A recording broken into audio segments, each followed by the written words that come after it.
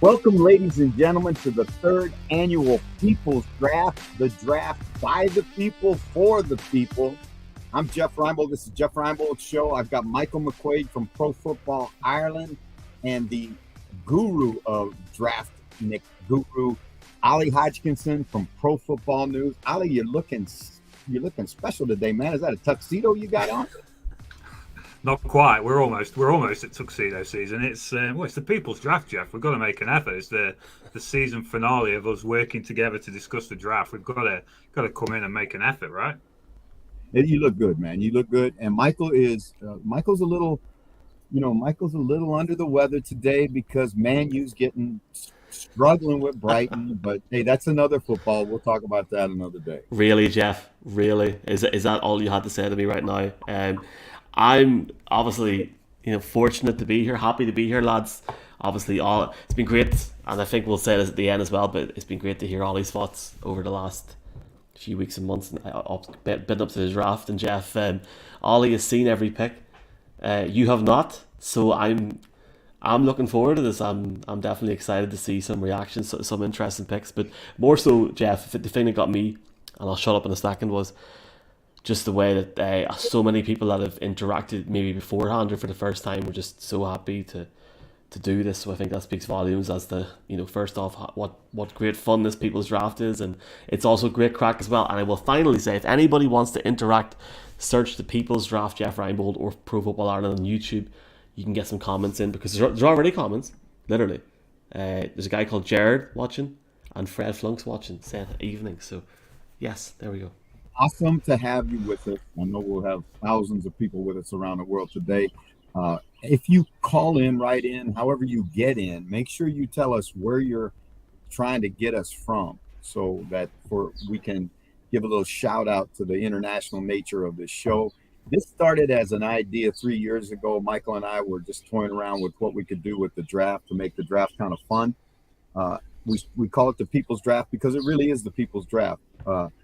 We open it up, and whether it's a fan club, whether it's an individual person or whatever, they want to make the pick for their team based upon the draft order of the day, right? We can't forecast trades. We don't allow trades. So everybody understands how this goes.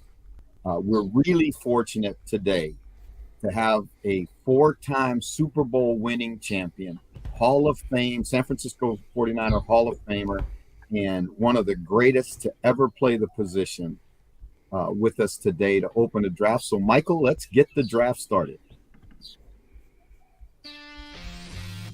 Hello, I'm Jesse Sapolu, 4-time Super Bowl champion, San Francisco 49ers.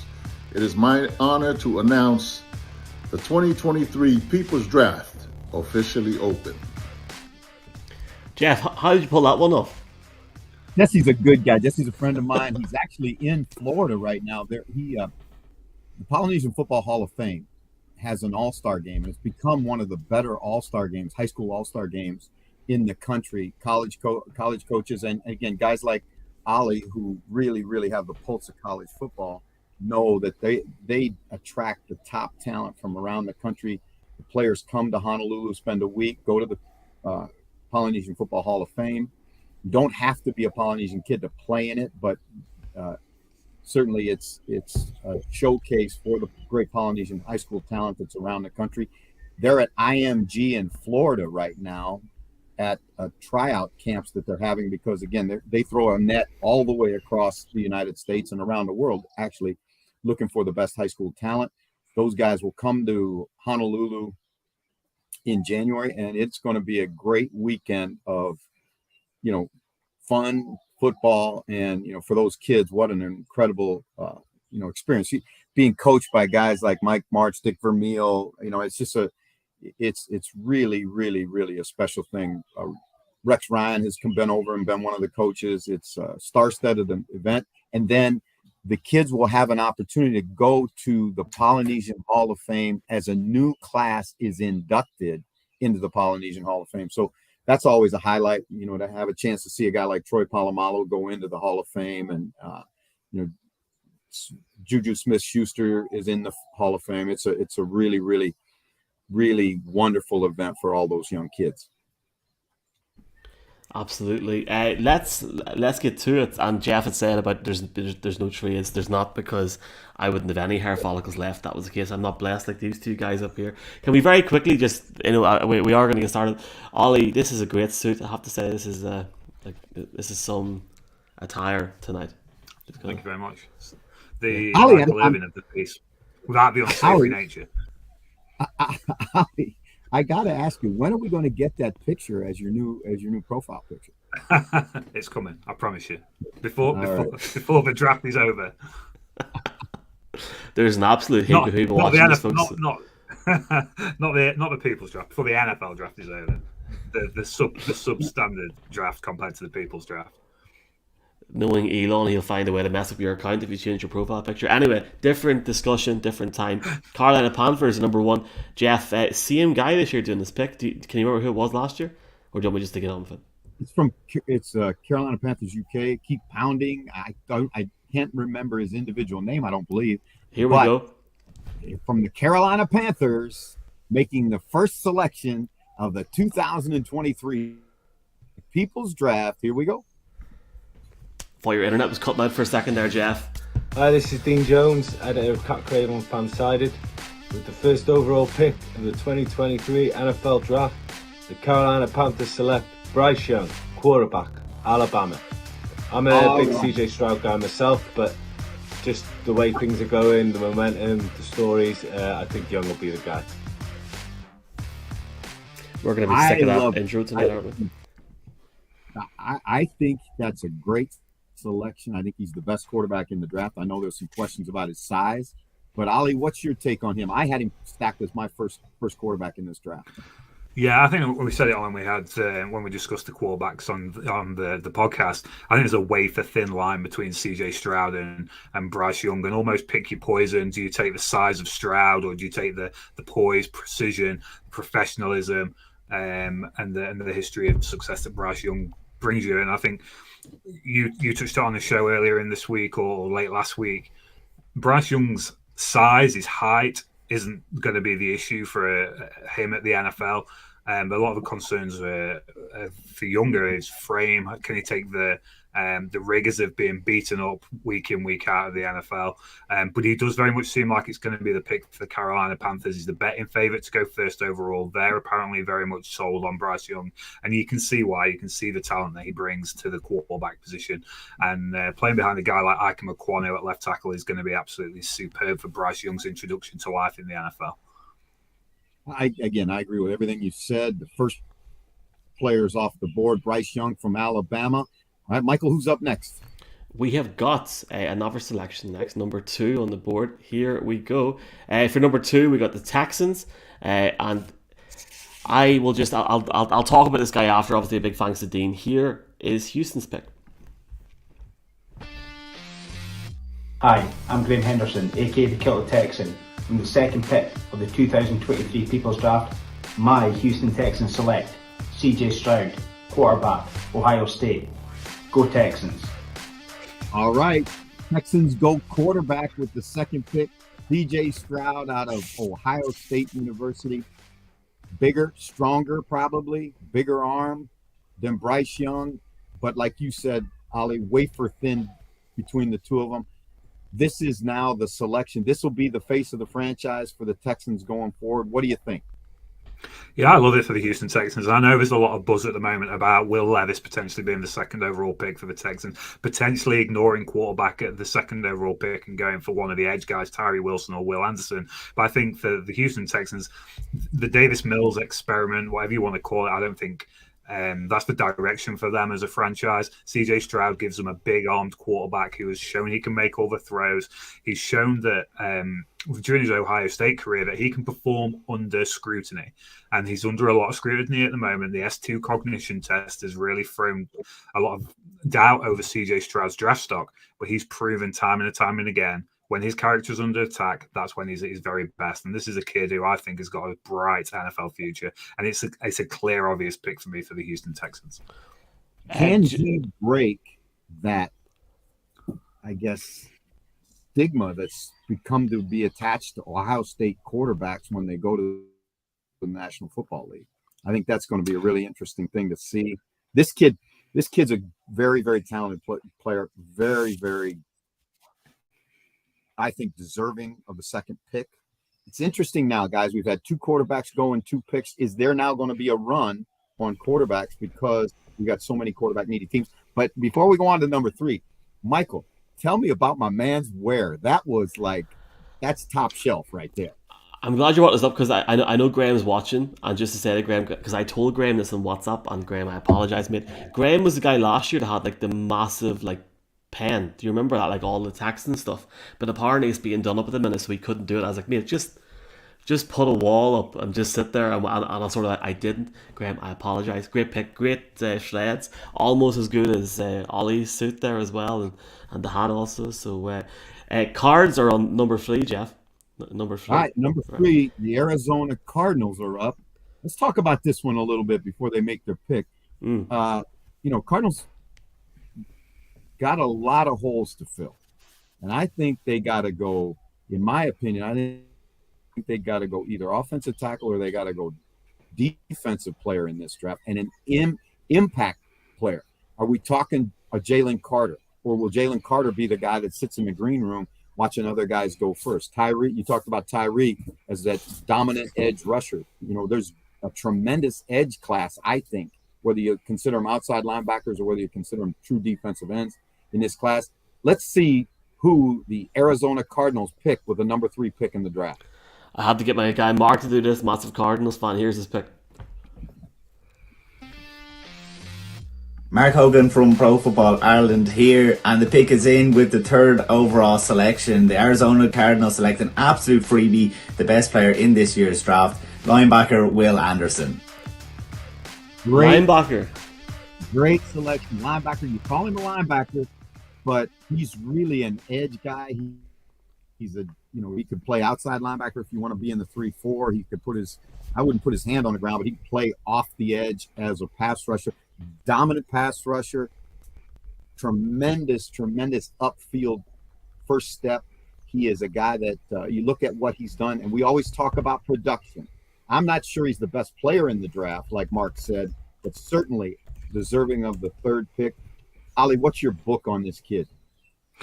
Yeah, you talk about production, and there's been few players that have been more productive at college football level over the past 3 years than Will Anderson Jr. Incredible production. I love the fit with the Arizona Cardinals. Put him at that 3-4 outside linebacker. Use that first step that you talked about, the speed, the explosion. I think the thing with Will Anderson Jr. that a lot of people don't take into account is that this kid is 6'3", 253 pounds, but he brings an incredible amount of power from that, what some people would call a lightweight frame. He's going to be an absolute game wrecker in the NFL. As a pass rusher, but don't discount what he brings in the run game as well. You mentioned the Arizona Cardinals need a game-changing defensive piece. This is the kid. This is the game changer for the Arizona Cardinals. I don't think they can go much further wrong. They can't go wrong with Will Anderson. Yeah, and many people say he's the cleanest. You talk about clean prospect in the draft, a guy that's got great character, no injury history per se.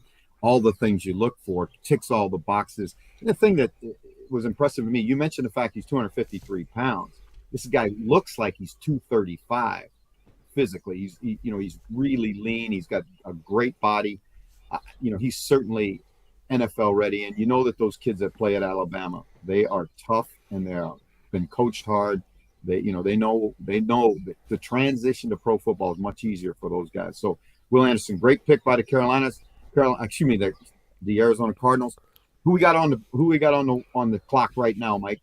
Big shout out to Mark. Colts up next. I will say one thing about the Cardinals. I'm not going to the pick. Look forward to watching him play in that new uniform. We'll talk about that in the show next week. Got the Colts coming up now, lads. Have to say, great talking to these guys, UK Colts fans. Very, very interactive group. And here's the pick.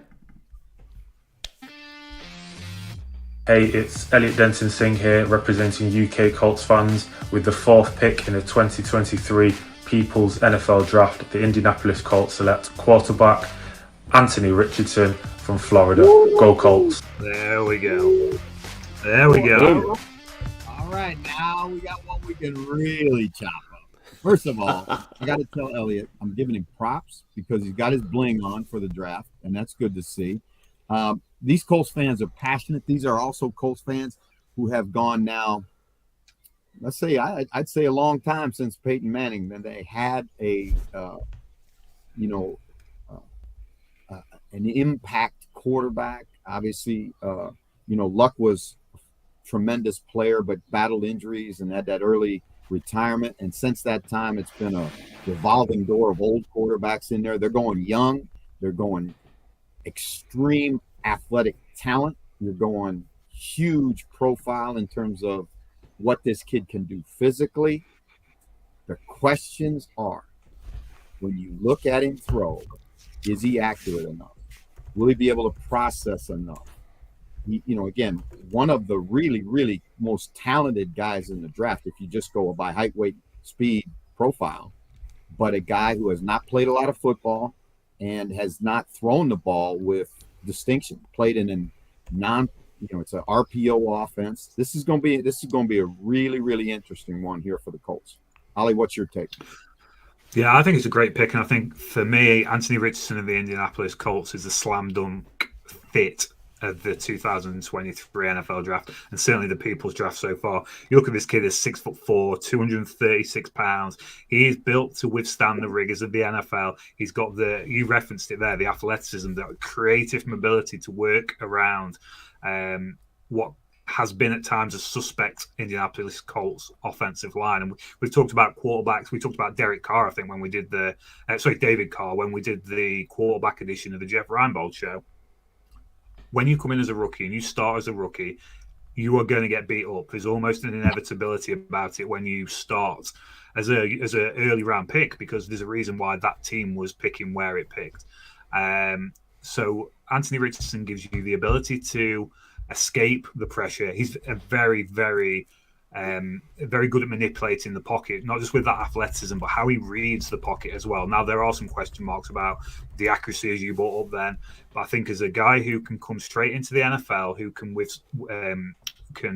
escape from pressure, he can chuck the ball 400 yards. I think he's the perfect fit for Shane Steichen's offense. You look what he did in Philadelphia with Jalen Hurts. This is a kid who can operate that offense. He's got the athleticism. He's got the arm to dial up those deep shots that Shane Steichen likes to dial up. So I think that fit is perfect. I'd be very excited if I was the Indianapolis Colts. Yes, you've got to do a little bit more about how you protect him down the long stretch and how you surround him with talent. I think in terms of what Shane Steichen wants to do with his offense, is not a better fit than Anthony Richardson. I think it's really going to be interesting to see what they do with him. If in fact the Colts do take him in the NFL draft, I think it's going to be really interesting to see. I agree with you about the Steichen offense, and he did a great job, with Jalen Hurts. The question I would have, again, not knowing this, and this is what time will tell us, is, I talked to Marty Morningwig, who was Jalen Hurts' first quarterback coach in Philadelphia, and he raved about Hurts' work ethic. He raved about how much he wanted to be a great player. Is this kid, and I'm not saying he's not, I want to make that perfectly clear, but the question would be, is this kid that dedicated to being a franchise quarterback? Because you find out real fast when the first round pick, and all of a sudden they got money in their hands, and they're, everybody's telling them how great they are. And then they go to training camp, and it's faster than anything they've ever seen, and it's more physical than anything they've ever seen. So it'll be interesting to see. This kid certainly has all the physical attributes it takes to be a great quarterback in the National Football League, and they are banking their future on him. So again, Indianapolis Colts, there you go. Who's up, Mikey? We've just actually had some not so breaking news in the last couple of seconds. Apparently, the Jets and the Packers are re-engaging in conversations now, as of the last couple of days with Aaron Rodgers, obviously. But I'm letting people know that, because there's a load of people watching this. Hi to everybody on the comments. We will try and get some off just during the show as well. Up next is the Denver Broncos at 5.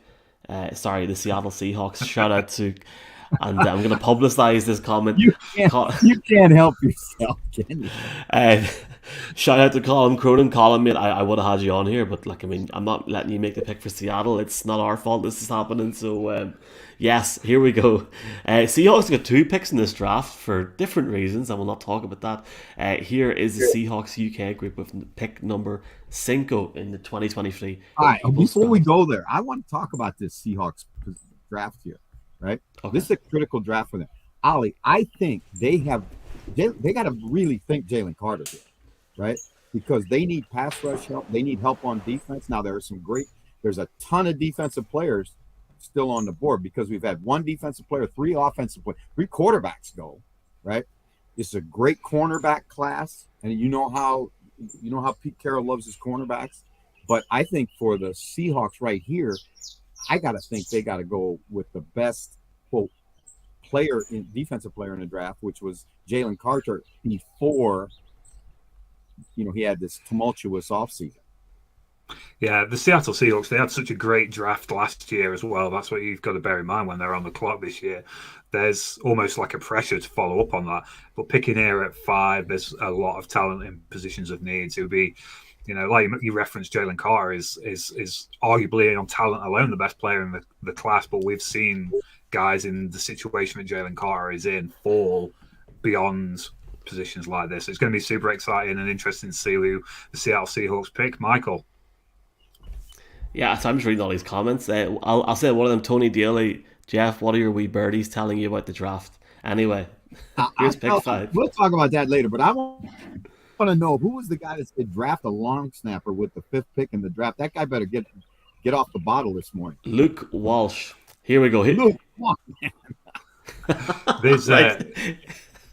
There's a good class of long snappers. You look at Alex Ward out of UCF or Matt Hember out of Oklahoma State. If you're looking for a long snapper, not here, brother, not here. This is the peak. This is the peak analysis. How do we pay Ollie Hodgkinson to be on PFI on Thursday night? It needs to happen. This is peak analysis here. Long snappers. Right, here we go. Pick 5. Here we go. Everyone, James here from Seahawks UK and the We Talk Seahawks podcast. It is my pleasure to once again be representing my Seattle Seahawks in this year's 2023 People's Draft. So big thank you to you, Michael and Jeff, you pair of legends. We're building something pretty special up in the Pacific Northwest, up in Seattle, and with 2 first-round picks this year, we're all set to add even more blue-chip talent to an already impressive squad. So without further ado, with pick number 5 in the 2023 People's Draft, the Seattle Seahawks select Tyree Wilson, the edge out of Texas Tech. There you go. Love the pick. You talk about a freak. Now, this guy is special. And, this has been an area in need for years now for the Seahawks. This can be a guy that can be a superstar in the league. I think he can be multiple-time Pro Bowler and give you the presence off the edge that you gotta have in that division. Yeah, I absolutely love the thought of Tyree Wilson and Boye Mafe, last year's pick for the Seattle Seahawks at the edge position, teaming up together, because that's a meet me at the quarterback situation that would be absolutely terrifying for a lot of offensive coordinators to have to deal with. Look, Tyree Wilson's having the talk that we had about Trayvon Walker last year. He's having that late draft process surge towards the very top of the draft. There's talk of Tyree Wilson being the pick for the Houston Texans at the 2nd overall pick. And there's a reason for it. He's the size, the length, the elite athletic capability that was the hallmark of Trayvon Walker's ascent up NFL draft boards last year. I think it was the Pro Football Island show had Connor Rogers on, and he was talking about Tyree Wilson as being, you give this guy 20% more pass rush skills and he's going to be an absolute beast to try and contain at the NFL level. And I completely agree with that analysis. Now, we've talked about it when we discuss edge and we talk about production. Tyree Wilson's production isn't up there with a guy like Will Anderson. How will that translate to the NFL level? We'll see. But you've got to be excited about those elite physical tools that Tyree Wilson brings to the table as a prospect. Michael, your take?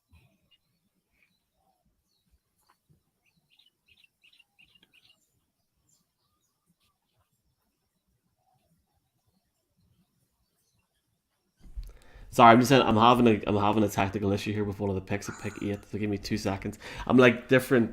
I'm like Mel Kiper, Roger Goodell, and about 15 different people here trying to get everyone on social media. So sorry to the Falcons fans in a second. It's a great pick for Seattle because they're trending in the right direction. Obviously, with Geno coming in now, I'm intrigued to see how they're going to play. I mean, it sickens me to see that pick because that pick should be a Broncos pick, and that's Well, this is again one of the things and we'll see what ends up happening with the Broncos and how that all plays out, and just exactly where they are, and Russell Wilson where he's at with his career and all that. But right now, if you're a Seattle fan, that Russell Wilson pick is the gift that just keeps on giving, and we'll see how it plays. Michael, who we got on the clock? We've got a team that's picking twice again here, and I actually had to double check they're picking twice. Obviously, because of the Jared Goff, Matthew Stafford situation, the Lions are picking twice. 6th, and can I guess right now, Ollie, without even looking at it, 6th and 18th? Am I correct?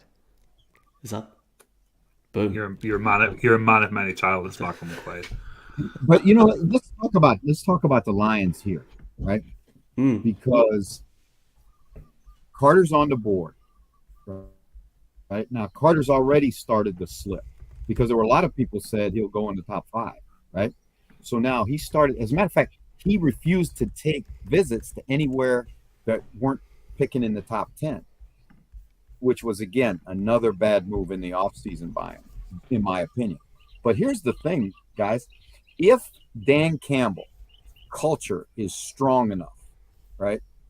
If the what they're building in Detroit is real, you could take that guy at this pick and say, hey, once we get him in our building and once we get him around, the veterans that we've got, you put him around Hodgkinson, you put him around Anzalone, you put him around, Penei Sewell, you put him around those impact guys, and they've revamped that secondary. The area where they have to get better, in my opinion, the Lions right now, is they've got to get better in the defensive line. And an interior pass rush is a premium in the NFL. You got a premium player out there. You got another first-round pick, so you can hedge your bet a little bit. But this is really, really interesting one for the Lions. Just a reminder that Jeff does not see any of these picks until they're made. So I look forward to presenting everybody with the Detroit Lions pick at number 6. Afternoon, I'm Ryan from Rob Lions UK, the Detroit Lions UK blog and podcast over here. Thanks for having us, been part of the Jeff's fan poll mock draft. We did it again last year. With the 6th overall pick in the 2023 NFL draft, the Detroit Lions, via LA's least favourite franchise, the Rams, select Jalen Carter, defensive lineman from Georgia, hopefully the new future behemoth in our defensive line, take up the mantle that Ndamukong Suh lost. That will be the pick for the Lions. Thank you. All right, Lions. Lovely man. Lions go Jalen Carter. Great pick, I think, by the Lions. Again, if they feel strongly enough about him, I'm sure, Ollie, they did an intense amount of homework on him prior to making this pick, because there are some serious red flags. You're talking about a guy that's has had more than one issue with racing, speeding, and reckless driving, whatever you want to call it. He's been arrested. He was 9 pounds overweight at his pro day. Wasn't even able to finish his pro day. Obviously his people have done an awful lot of damage control through this process, and Dan Campbell and the Lions feel strongly enough about him that they think with this pick, he's worthy of it. If he plays at the level he'll play. And Chris Spielman. Actually, that's interesting because Chris works for the Lions. The great Lion linebacker is now works for the club. But his brother, who was the ex GM of the Vikings, had come out and said he thinks this guy has huge bust potential. Take the off-field stuff away, because when he watches him on the film, he doesn't think he plays hard all the time. And that's a real red flag for Rick Spielman, who was the general manager of the Vikings. So what do you guys make of this one?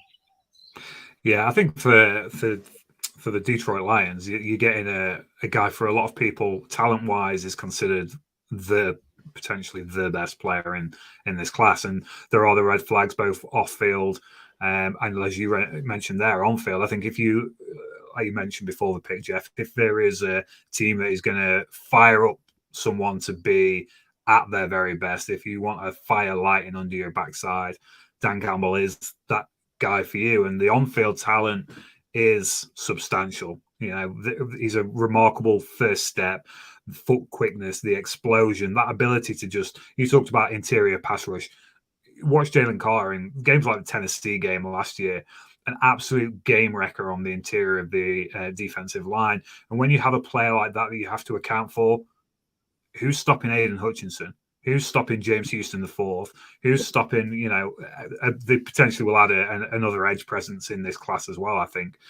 Who's stopping those guys while you're stopping Jalen Carter? He really has the opportunity and the potential to weaponize this Detroit Lions pass rush. And it's going to be fascinating to see the conversations over draft weekend about Jalen Carter, because there is that counterweight of off-field and on-field argument that you're going to have with him. But there's no doubting that there's incredible talent there. You know, on the 3013 podcast, that's where Rick made the comment that he feels he has huge bust potential, and he doesn't play hard all the time. That's a concern for him. But I also have to, and that went viral. That was it's all you saw for the last 4, 5, 6 days. But we also have to understand, if you watch the whole thing, he also said he's unblockable by college offensive linemen when he wants to play. And the best defensive linemen every year come out of the SEC. And I think this kid dominated SEC competition when he turned it on. Now, again, that's going to be the issue. Will he turn on the light, or will he play hot all the time? Let's see. If he does, the Lions get a great one inside. This is the guy that's played alongside Jordan Davis and Devontae Wyatt as well, like in previous years. I really think this is a big red flag. Just the off the field issues for me are a red flag. If I'm a GM, I'm thinking, and like Ollie, I get what you're saying about Dan Campbell completely. If there's anybody who can get him in and get him ready to go and get him more focused, it's him. There's a lot there. There's a lot there.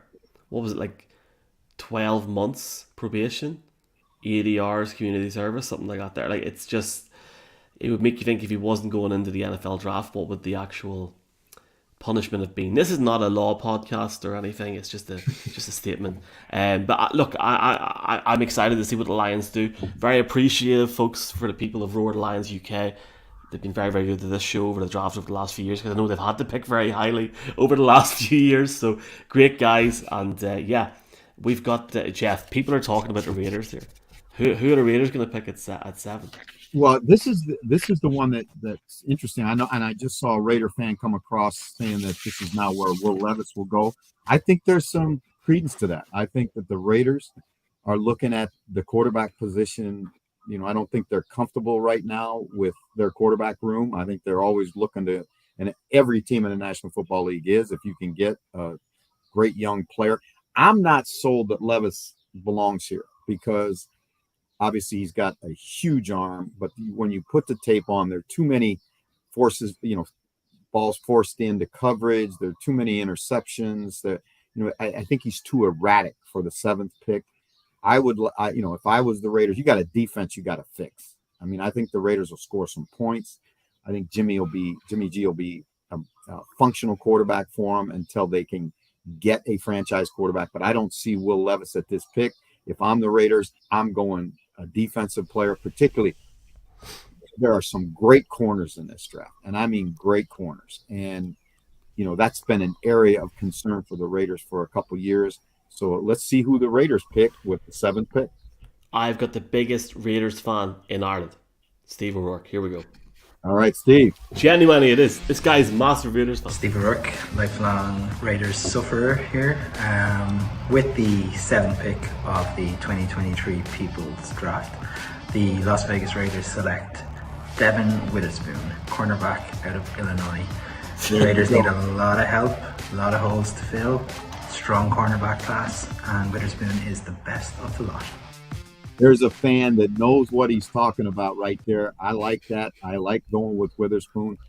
Heard nothing but good things about him. Was dynamic for the Fighting Illini. That defense got nasty at Illinois. All of a sudden, that defense came of age, and a lot of it had to do with the way Witherspoon played in the back end. Yeah, definitely. He's a physical force. You look at the one statistic, and we don't scout by statistics, but one statistic that stood out for me is 11.5 tackles for loss through his Illinois career. This is a kid who will absolutely fly out of the defensive backfield into your backfield and cause you a lot of pain. But he's impressive in coverage as well. 14 pass breakups last season, 3 interceptions. He's ferocious. He's a fluid mover. He's a physical tone setter. And you mentioned that Illinois defense. There's a lot of guys who are going to be drafted potentially higher than a lot of people think. Guys like Quan Martin, the safety. But Devin Witherspoon is the standout of that Illinois group. I don't think he's the best cornerback in the class for me personally, but I love the fit with the Las Vegas Raiders. And I love the tone setting that this is a program, a franchise, should I say, got me trapped into college football mode. This is a franchise that has missed big time on the cornerback position in recent years. You look at Damon Arnett, for example. This is a can't miss pick for me, which I think is exactly what the Las Vegas Raiders need in the 2023 NFL draft. Yeah, and again, they're in a tough division where you've got some really fine quarterbacks, and you better have guys that can cover in that back end because everybody's dynamic in that league. When you draft to win a Super Bowl, but to get to a Super Bowl, you got to win your division. How are you going to win that division? You got to be able to cover some people. And, so I think Witherspoon's a great pick for the Raiders at number 7. Michael, who's on the clock and where do we go? I do have to very quickly say this, and it's not because I'm a Broncos fan outside of all of this. Remember that night they picked Alex Leatherwood? That was what is it with you? Like, you can't. You Broncos fan. Michael's just annoyed because you said there was some good quarterbacks in the AFC West, and there's actually only 2 good quarterbacks in the AFC West, and that's Patrick Mahomes and Justin Herbert. Anyway, let's move on. You're bang on. I love that Witherspoon pick. His intelligence and his potential there's fantastic if he goes there, and more power to him. We have the Falcons up next now. A fun story for everyone involved here. Atlanta Falcons UK. I couldn't find the video, so I texted them last night going, "Where's the video, lads?" They sent a video today. The video was there days ago. Anyway, I forgot to clip it up, making it look all professional. But it's here. Here's the pick. These lads are great lads. I just hope I can find the video. Here it is. Here's the Falcons pick, lads. Guys, what's going on? My name is Mark, and I'm from the Atlanta Falcons UK podcast and fan group. We have so much lined up for this season. As always, we'll have special guests, we'll have fan interactions, everything that you could possibly ask for from a UK fan group. We try and post our content regularly. We're mainly on Twitter, but you can find us on all social media platforms at ATL Falcons UK. With the 8th pick in the 2023 People's Draft, the Atlanta Falcons select Bijan Robinson, Texas Longhorns running back. A bit controversial. People would be expecting us to go for defense, but I think with Bijan in that backfield, between him and Tyler Algier, we're going to be a force to be reckoned with back in the NFC once again. Thank you very much, guys. I'll speak to you all soon. All right, now this one is really one that we need to spend a little time with because Bijan Robinson is head and shoulders, in my opinion, head and shoulders above the rest of this running back class. Running back has become a devalued position in the league. It's a when you take a first rounder, and there's plenty of evidence to support this view, and he's a running back. This is a position where the incidence of injury is really, really high. It's a high risk position. And you're using it for a first round pick. This guy has to be an impact player for you. I think he's a great football player. I thought he might slip out of the top 10, and everybody had said, there were some people early on that said he'll be the first player picked in the draft, which was, I thought, nuts. But here you go, Falcons going to need to improve that running game, and Bijan Robinson will punch up that running game in Atlanta big time. Got to give a shout out to my man because he had some world-class hair working, right? There's two things I liked about his style on that pick. Number one, he had a great hairdo, right? I don't know how long that took him to get it to stand up. Newcastle background, Jeff. He had a big Geordie background as well. He had the Newcastle background. He chose to wear a black and white Falcons outfit, which is a little tip of the hat to the Newcastle uniforms, those black and white unis. And on top of it, he got in a great plug for his fan club. So that we'll see about Bijan Robinson, but I tell you what, that was a world-class pick right there. It was. I actually paired up Bijan Robinson and the Atlanta Falcons in my final 3 rounds mock for Pro Football Network.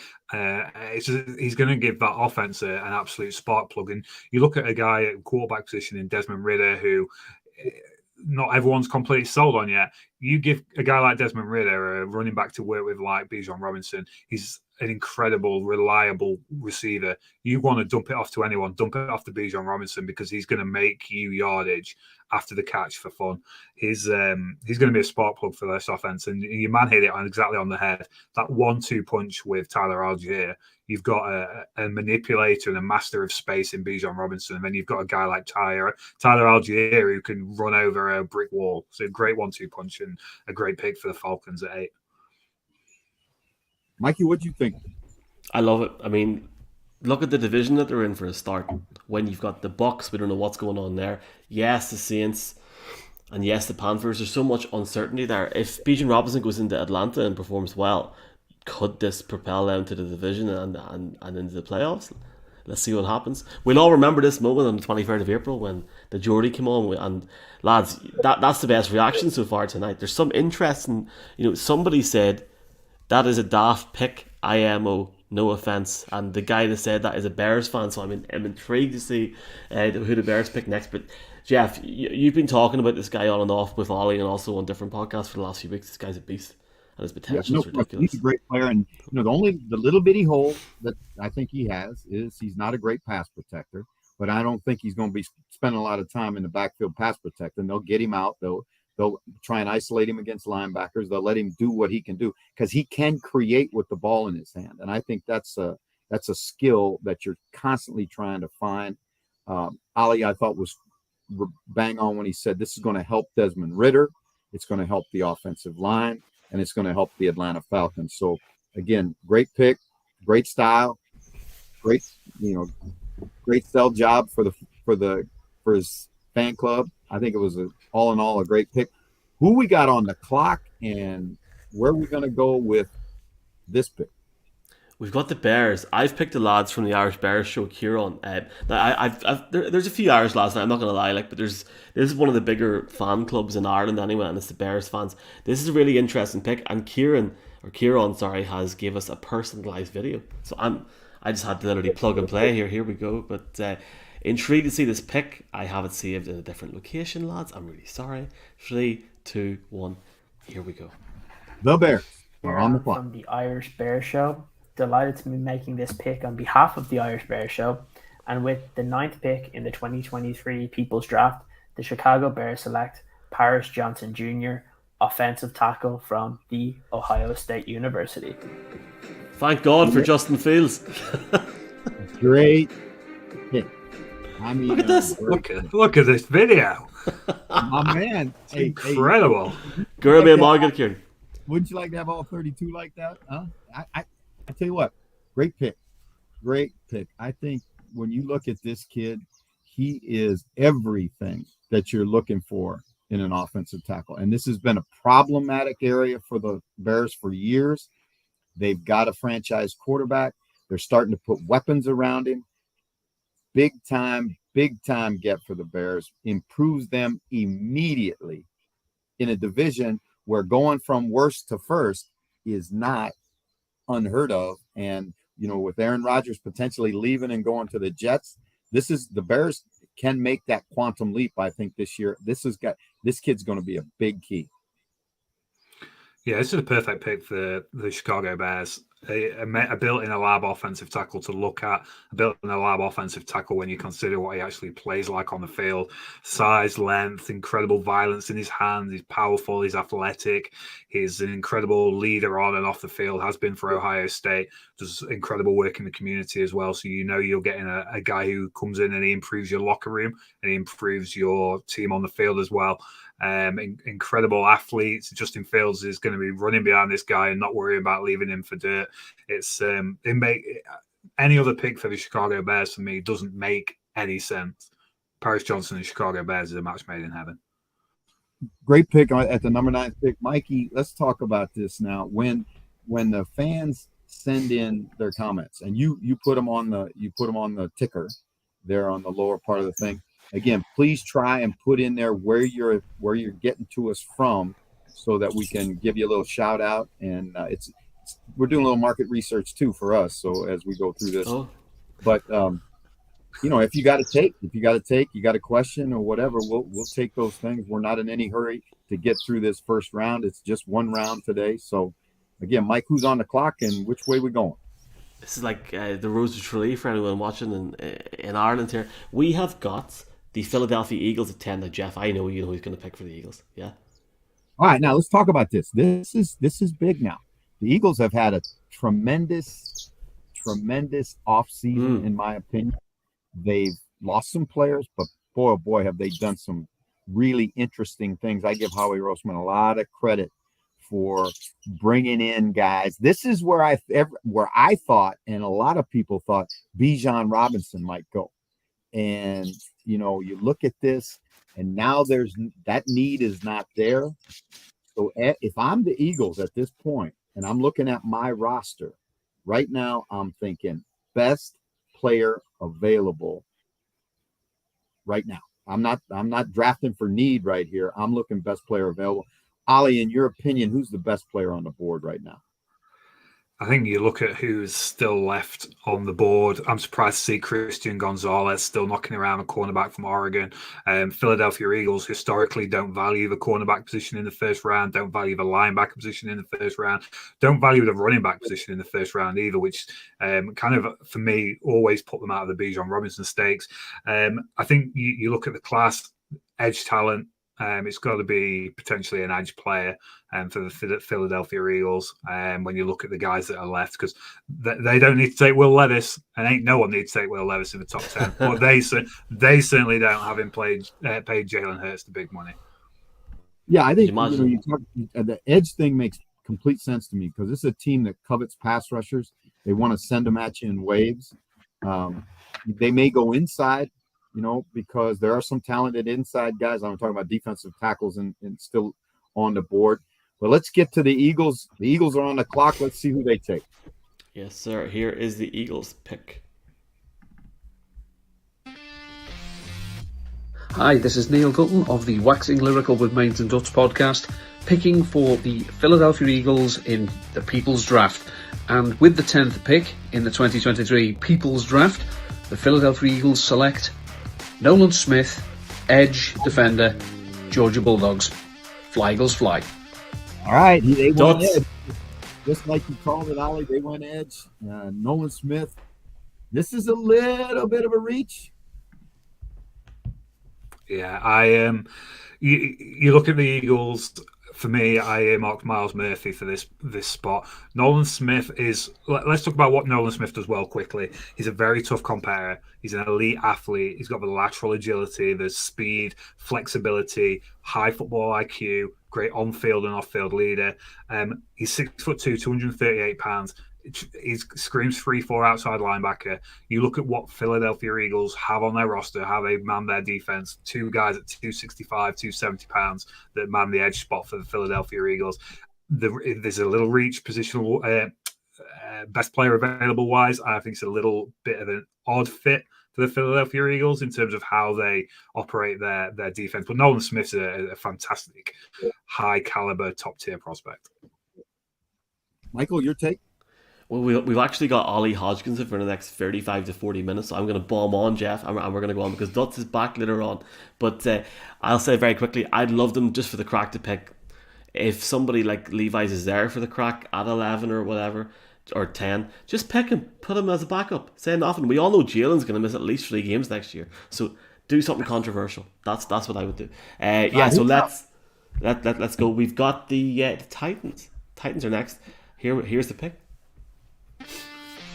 This guy's good. Hi guys, it's Neil here from the Talking Balls podcast, and with the 11th pick in the 2023 People's Draft, the Tennessee Titans will pick Will Levis.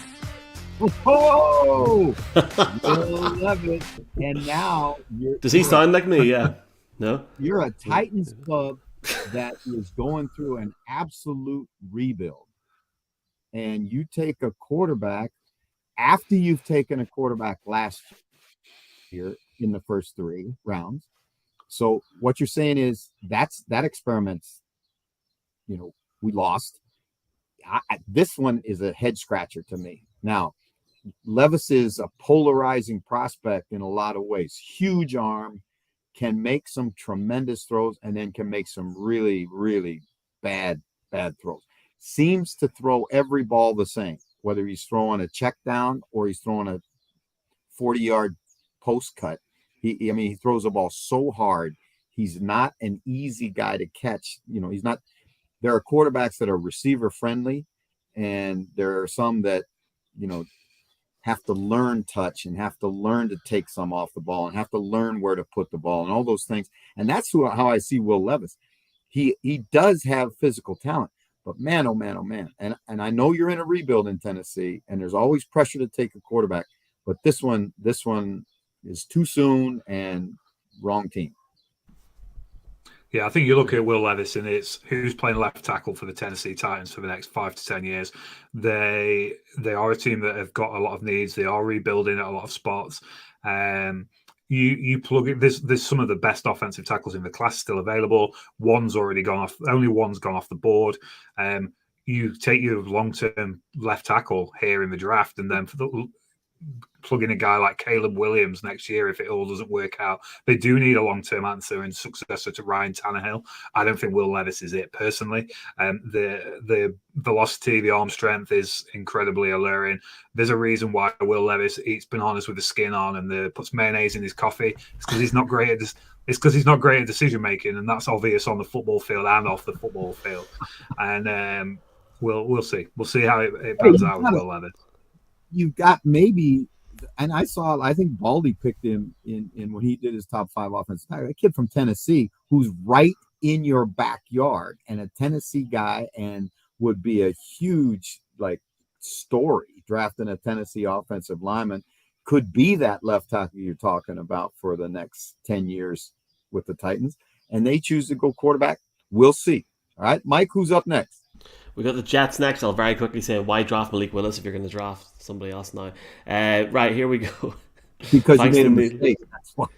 Yes, you're right. I was going to say, do we not have the Houston Texans don't have their second first-round pick, Michael? They do. It's Ollie. I'm Mel Kiper, Twitter here. We've got Graham's back. Graham's back. He's not in the pen cave yet, but here he is. Hi, it's Killer Texan here again. And with the 12th pick of the 2023 People's Draft, my Houston Texans select Myles Murphy, defensive end, Clemson. Go Texans. Like it. What about the position flexibility? Can play all along the defensive line. Hugely talented player. I think a clean prospect. Ali, this is a really good selection by the Texans. Hey, next time we get my man on the show though, right? And I love the hat and I love the the coat and the whole thing. But how can you be the kilted Texan and not be wearing a kilt? He better be wearing a kilt underneath that thing. I'm gonna find the video from last year. He was in a kilt and he was in this pen and stuff. He was buzzing that we asked him to come on again. Is this guy Ollie? Is this guy a little early at 12 or just about right in your idea? No, I don't think he's a little bit early, and I think the reason why it won't be a little bit earlier come Thursday is the fact that you look at what Myles Murphy tested at on his pro day. He confirmed the athlete that he is at his pro day. And when you flip on the film, there's not too many prospects in this draft class who have the size, the speed, the strength. He's a triple threat guy. Jeff talked about his versatility then. He's incredibly powerful and strong. And I think this is what the Houston Texans need. There's a lot of talk about wide receiver being the pick at 12. I think you look at the successful Houston Texans teams, certainly of the last 10 to 20 years, they've been built on being absolutely brutal in the defensive trenches. And I think a guy like Myles Murphy has the potential to offer that for Houston. Yeah, because you talk about J.J. Watt, you talk about Jadeveon Clowney, you talk about when those Texans teams were hitting the playoffs every year, that they could rush the passer. They have not been able to rush the passer lately. This kid will upgrade that defensive line right now. There's a great comment from Barleyson. Well, great to see Ollie, by the way. Right. There you go, Ollie. My guy. Ollie's got a thing. Let's get on, Mikey. Who we got next? We've got our guy Fraser. He's only on once this year for the Jets, I think, at the minute with the whole Packers thing. Anyway, here's the pick. I'm losing my mind. These picks, lads. Here's the Jets. Evening, everyone. Fraser here from Gangrene UK. Just want to start off by saying big thank you to Jeff and Michael for inviting us back to take part in this draft for the third year in a row. We've been quite lucky and successful with our picks in the last 2 years, getting 3 of the 4 correct, and we probably would have picked Sauce Gardner if he was available last year as well. So with that said, we've thought long and hard about this, and New York Jets need some protection for future quarterback Aaron Rodgers. So with that said, the New York Jets select Broderick Jones, tackle, Georgia. Broderick Jones out of Georgia right here. I can't argue the position. I would debate the player, right? I think obviously, and you're talking about Joe Douglas, the guy loves offensive linemen. He absolutely loves offensive linemen. Gangrene UK wants to protect that quarterback. And if it's Aaron Rodgers, you better protect him because he's the guy that can elevate your franchise. So I understand the pick. I'm not sold 100% on the player.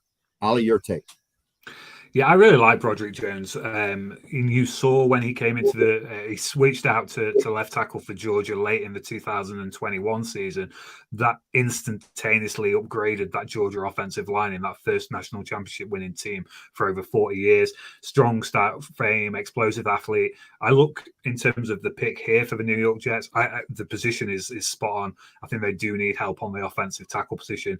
I would have personally gone with Donnell Wright out of Tennessee. You brought him up earlier. A kid with right tackle experience. And I think worst case scenario for the New York Jets, best case scenario is Mekhi Becton is the guy that they've drafted out of Louisville. This work that he's put in the offseason is the work that he needs to do to succeed in the NFL. And Becton mans your left tackle, and you bring in Donnell Wright, a guy with genuine right tackle experience, but the talent to play left tackle in the league. That's the spot for me. But Broderick Jones is an upgrade for that New York Jets offensive line for sure.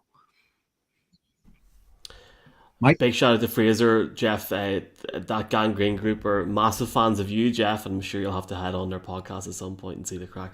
The Jets situation is interesting because he seems to be like a real boomer bust sort of player. He could come in, make a huge impact, or he could be a bust straight up. I mean, if you're not ready, Jeff, you're just not ready. And for a guy like him coming into a team where they're going to need as much help as possible, if they go for Rodgers in terms of capital, it could be an interesting pick. But I don't know.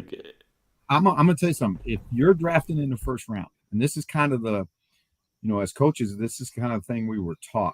If you're drafting in the first round, your first pick has got to be a Pro Bowler or a gold jacket guy, right?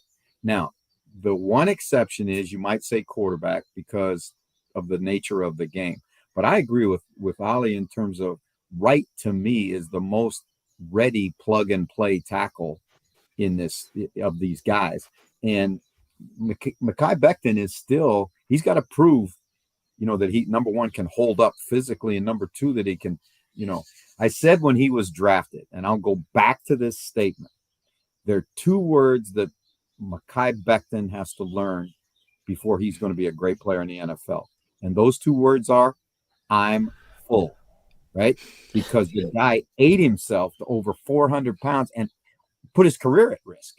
Now, he's done a great job this offseason, and I'm pulling for the player to be able to get his, stuff in order, because he is very, very talented. He's got to get healthy, and he's got to stay underneath 375 to be the player that I think Joe Douglas drafted. Who we got on the board right now, Mike? I've got the guys from the franchise tag making the pick for the Patriots. I know you're big mates with them, Jeffrey. Here it is, my friend. Here it is. Hey everyone, it's Adam here from the franchise tag, and with the 14th pick of the draft, the New England Patriots are going to select cornerback from Oregon, Christian Gonzalez. Now, I did think about going O-line here because they do have some needs, but Christian Gonzalez is a genuine talent in this year's draft and one of the best players in it. He has speed, he has athleticism, he's got great footwork, which the Patriots love, and I think, although Devon Witherspoon has gone before, I think he's a genuine blue chip player and someone that any team would be lucky to have. With that in mind, I think they can go and sort out O-line later on in the draft, and they've got themselves a great cornerback to really bring that part of the team up to a higher standard. So Christian Gonzalez for the Patriots. For all of your draft reaction, come over to the franchise tag and check us out. All right, we're getting a little plug in by the franchise tag. Great guys over there. I love this pick. And I think it's a very Patriot pick, because one of the things that I think Belichick does a great job with is identifying defensive backs in the draft that can come in and play, whether they're guys that he brings in as free agents or guys that he drafts. He knows the profile that he wants. You've got to be a man-to-man player. Gonzalez fits, that. He ticks all the boxes, in my opinion, if you're the Patriots. And I think this is a really, really good pick by the New England Patriots. Yeah, I actually haven't got anything further to add to what Adam said. He was absolutely nail on with his analysis of the pick. It makes so much sense for Christian Gonzalez to be a New England Patriot for the exact reasons: the size, speed, fluidity, ball skills, everything that he brings to the table. The Oregon cornerback, and a true New England pick here would be someone like Jake Witt out of Northern Michigan, the offensive tackle that no one had heard of till about 3 weeks ago. That would be a true Patriots pick. But I love the fit for Christian Gonzalez, and like I said before, for me, he's the number one cornerback. I'd be amazed if he's still available at 14. You know what's amazing? I love it because everybody loves to pile on the Patriots when they ain't doing good, because they're so tired of them winning Super Bowls that when they struggle a little bit, I mean, you can't. Everybody wants to take the Mickey out of them. So I think it's a great pick. Michael, how does the fans that are out there listening to this show, watching this podcast, how do they get on and give us some feedback? One more time, please. They can tweet you at Jeff_Reinebold. If they want to get live comments going, you need to go to YouTube, type in Jeff Reinebold, type in Pro Football Ireland, or type in the People's Draft. It should be a live stream. There's a heap of people watching here now. There's loads of people watching on Twitter, a lot of people interacting, people enjoying the draft so far. And I will very quickly jump on that and say the Patriots have a huge year ahead of them. They've never been in this position in my lifetime anyway, for a very, very long time. So I hope they pick somebody so obscure that I'm literally crying laughing with you on Thursday night, lads. That's the plan. Does anybody want to guess who's picking for the Packers at 15? Jeff, do you want to guess? I mean, I think you know already. I would think it'd be Irish UK Packers. They're UK Irish Packers. He made a video as well. I literally anyway. Look, I tell you, I love it. I love it when the fans take ownership of their pick and the video selection. This should be like a prerequisite every year now. Make your own video. Loving it. Here's Steve with the pick.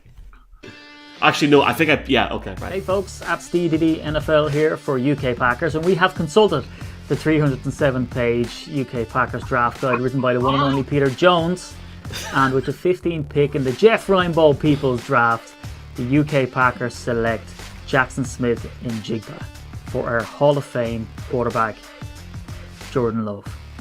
Got that, though.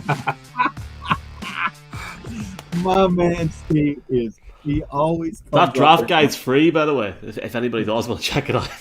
I tell you what, that is an interesting direction, and I think the Packers have a need at the position. Certainly, Jordan Love has a need at the position. He needs the best players around him he can possibly have as they move into that era of the Packers. A little bit of a surprise, Ollie, in terms of, receiver first of all, and then do you see this young kid out of Ohio State as the best of this class? Because there were a lot of people talking Addison. There were a lot of different ways to go, and they go with Najiba out of Ohio State. Yeah, it's a surprise for the Green Bay Packers to select a wide. It would be typical that as soon as Aaron Rodgers is done and out of Lambeau Field, they start doing the thing that everyone wanted. The Green Bay Packers to select the wide receiver every year for Aaron Rodgers. He's gone, and they get one for Jordan Love. It would be poetic in many respects. It feels like Jackson Smith-Njigba is a consensus wide receiver one now for this class, and there's reasons why. He's not my top wide receiver. I've got a couple of guys ahead of him, but he's an extremely savvy route runner, A+ route runner. Not an elite athlete in terms of straight line speed, but a very agile and twitchy mover. And you can see that on Ohio State's tape, creates an effortless separation with his ability to shake defensive backs out of their skin and linebackers and anyone that tried to stop him, really. And he's incredibly a catch point connoisseur is what I like to call Jackson Smith-Njigba. Body control, ball tracking, the ability to really impact the catch point. And I think that's going to make the difference for a lot of NFL teams, because he went and he tested not extremely well, but he tested it better than expected, particularly in some of the things that impact the game that we just talked about, his ability to be explosive and agile. And I think that is going to probably be the difference maker. And you look at the success, you shouldn't scout the helmet, but you look at the success that Chris Olave and Garrett Wilson had and as rookies immediately. That place, Ohio State, Columbus, Ohio, is a wide receiver university. It's a wide receiver factory, and everyone that comes out of there impacts the NFL at a top level in recent years. And that's all credit to Brian Hartline. It would be a great surprise to see the Packers take a wide receiver, but God, could you imagine someone get a camera on Aaron Rodgers' face? I bet that remote might go right back to the camera like it did a couple of years ago. All right, we got to move on because Ollie's can only be with us for a short period of time. So, Michael, who we got up now? We've got Jackson Smith-Njigba going to the Packers, and the Packers winning the NFC North with Jordan Love at quarterback. That's what we have. We've got the Washington Commanders. Fionn from the Under Center podcast, again in Ireland. I think this is like the second last Irish person in case people are going to shout at me. Here's Fionn's pick for the Commanders. Big Commanders fan. Hey, before we get to this is a huge pick now, because this is the first pick of what could be, by draft day, new ownership in Washington, right? Or is this another Dan Snyder pick? Let's see. Here we go. Here's Fionn. Hey guys, Phil Malloy here from the Under Center podcast, and I'm representing the Washington Commanders. With the 16th pick in the draft, we're going to take tight end Dalton Kincaid out of Utah. Woo! Like it. Now, I'm not saying that this is the right guy in terms of need, but I'm going to tell you something. Dalton Kincaid, there was some question about his back, right? That got cleared up late in the draft process. I think Dalton Kincaid is a sleeper good first round pick. I really, really like this kid. I think he's dynamic, as he's the most, in my mind, dynamic of the tight ends. He's going to give them a lot of flexibility. He'll definitely help their quarterback situation. And, the tight end has become such a focal point in so many offenses. I think it's really going to be interesting to see how the Commanders use him. But I like Dalton Kincaid out of Utah. Yeah, there's not a better pass catching tight end in this. There might not be a better pass catcher full stop in the draft than Dalton Kincaid. Extremely reliable. There's some of the stuff they can do at the catch point is incredible. If you've watched Utah over the past 2, 3 to 4 seasons, some of the catches on Dalton Kincaid's tape are incredible. They're insane. I think for the Washington Commanders, when you look at the players that are left available, and what this franchise needs to be successful going forward, could have been a cornerback, I think, here. You know, this one of the worst pass defenses in the NFL. Could have been an offensive tackle or any offensive lineman as well. There's still, we mentioned his name a couple of times, there's still Darnell Wright knocking around. There's still Peter Skoronsky knocking around out of Northwestern, who could fill a multitude of roles in the NFL. But I love Dalton Kincaid. I'm a big Utah fan. I'm a big fan of watching the Pac-12, and Dalton Kincaid and his teammate Brant Kuithe of Utah have been just one of the most joyful tight end duos to watch in college football. Agree with you 100%. Michael? I'm actually speaking to a team right now, a fan group. I will say, yes, he had a career high year last year, was 8 touchdowns. He had literally beyond half of what he had this whole time in Utah last season. And as Jeff says, real potential with him, and he could be one of those real sleepers in terms of if he does go at 16. I think he'll drop a bit, but I can see why the Commanders are trying to get him, because with Sam Howell, you need all the help you can get. And I mean that in a nice way. So it's all good. We've got the Steelers up next. Now, this is the UK Steelers podcast, and it just happens that the guy's got an Irish accent. I don't know. It's grand. It's Mike. Steelers. This is a really interesting pick because it's the first full year of new management in Pittsburgh. The former GM left, wasn't it, after the draft last year? I'll shut up and we'll get this on the screen. Here we go. If I can, I'm getting a new Mac after this. Like, genuinely, here we go. Here we go, it's Mike Farrell from the UK Steelers podcast. With the 17th pick in the 2023 NFL Draft, the Pittsburgh Steelers select Joey Porter Jr., cornerback. Ooh, a legacy pick. Joey Porter Jr., son of Joey Porter, Steeler legend, goes to where he grew up and gonna play for his daddy's team. I love these kind of stories, but more importantly, I love this player. This guy is violent. This guy gets to the football. This guy plays the game the way you want to see the game played. I think he fits that profile of a Pittsburgh Steeler about as good as you can. Yeah, physical, fast, aggressive, ball skills for days.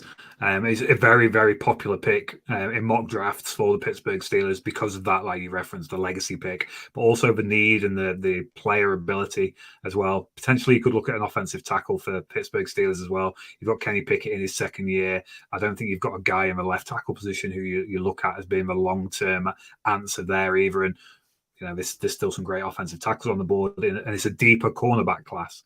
But that said, I think that it's a very popular and a very impactful pick for the Pittsburgh Steelers at a position of need. Mikey, I think this is really interesting. We've got two really good offensive linemen that have really dropped. I mean, if Wright is still on the board at this time and Skronsky's still on the board at this time, I'll be really surprised come draft night. But hey, that's what happens. This is, again, we talk about this all the time. There are going to be big winners on draft day and there are going to be big losers on draft day. So let's see where we go from here. Big shout out to Jeff's ISP for holding up 1 hour and 13 minutes in. We're loving it. They're saying if Owen Hurley, who's from Ireland, in the comments says if it isn't Joey Porter Jr., there'll be riots in Pittsburgh. I mean, it's a real pressurized situation here. Like, it's like that movie Draft Day when you've got the father-son combination. Yes, Jeff, there are people falling. I will say last year I think Sauce Gardner went earlier than we all thought he would go. So it's just funny how certain things go. I could be wrong in that. It's been a long weekend editing this. We've got the Lions up next. Same guy again, Roar the Lions UK podcast. Dan Campbell, drum roll. Hey guys, Ryan here on behalf of Roar Lions UK. Has to be an offensive tackle. Back making our second pick here for Jeff's fan mock draft. And with the 18th overall selection in the 2023 NFL Draft, the Detroit Lions select Brian Branch, the defensive back from the University of Alabama. The Swiss Army knife can play cornerback, safety, nickel, and hopefully can fix our leaky secondary one step at a time. Thank you. Okay, let's talk about this guy because this is an interesting one. This is a Lions team that went out in the offseason and improved what was a bad secondary. I mean, they scored 30 points a game last year. Dan Campbell knew they had to improve their defense to get a chance at winning that division. They went out and they brought players in. They had good free agency. They had good re-signing. I don't know how you can't take right now at this spot, because offensive tackles to me they're like gold. And I think Wright's a plug and play tackle. I know you got Penei Sewell, but can you imagine Wright and Sewell as a tackle combination right here? But I do understand this kid is a very, very good football player. And the thing that I love about him, Ollie, is he can play just about anything. You know, slot corner is the hardest position to play in the backfield, in the defensive backfield, because you got to play the entire route tree. If you're a boundary corner, you're going to see certain routes. If you're a field corner, you're going to see certain routes. But when you're in the slot, that receiver has the ability to run every route in the route tree. And so your best cover guy really needs to be your slot corner. And this kid is an excellent slot corner. Yeah, he's like Ryan said in his video there, he's the Swiss Army knife of the secondary in terms of his ability to man every position. And what I think a lot of people have kind of fallen out of favor with Brian Branch is he didn't test very well. He didn't test at all well, really, compared to what some people would like to see from a secondary playmaker. But when you turn on the film, he's athletic enough. He's athletic enough, and you will not find at any position in the 2023 NFL draft a more reliable tackler. This kid, you do not get past Brian Branch. Doesn't matter what level of the defense he's coming at you from, he is going to stop you. There's no more reliable tackler of anyone in this NFL draft class. And you can see he's learned at the feet of Nick Saban. He's a highly intelligent piece in the secondary. And I think I'd be surprised if Brian Branch is still there when Detroit are on the clock a second time, I must admit. I'm going to make a graphic with that quote saying, "I'll be surprised," and I'm going to get the picture of you in the suit. I'm going to make it look like, and I'm going to send to you on Thursday. If you look at some of the picks tonight, he could be. Like, this is the beauty of Thursday night. Like, anything can happen. Like, there's already people in the comments saying, like, you know, like, where is Skoronski going to be picked? He is extremely versatile and matches Detroit really well, I think. But I guess, you know, time will tell. He could be gone, to be fair. There's so many teams that could take him beforehand, so we will see what happens. It's popping here tonight, boys. It's popping. We've got the Bucks up next. It's going to be good. Jeff, I will call out in a few minutes who has been drafted. That is something that I'm going to work on next year. I'm gonna get a big board. I'm going to get a banner at the bottom, which is going to be like, this is the example of a banner, and I'm going to have it rolling across the screen, for example, like this. And we're just going to go year on year, you see at the bottom, and we're going to do the whole thing. But that's for the 2024 People's Draft, Jeff. I mean, like, that's just for now. So, all right, let's get right to it then. We've got the Bucks. Bucks UK, obviously massive Bucks fans, but very, very loyal to this draft. This is their third appearance. Here it is. Tom Brady. With the 19th pick of the Jeff Reinebold LFL draft, the Tampa Bay Buccaneers select Darnell Wright, offensive tackle from the University of Tennessee. They're going to need a few of them this year, Jeff. I tell you what, you know what? That is, if this happens, if Wright falls to the Bucks, I'm telling you, that is a match made in heaven. This is a football team that has to replace a left tackle,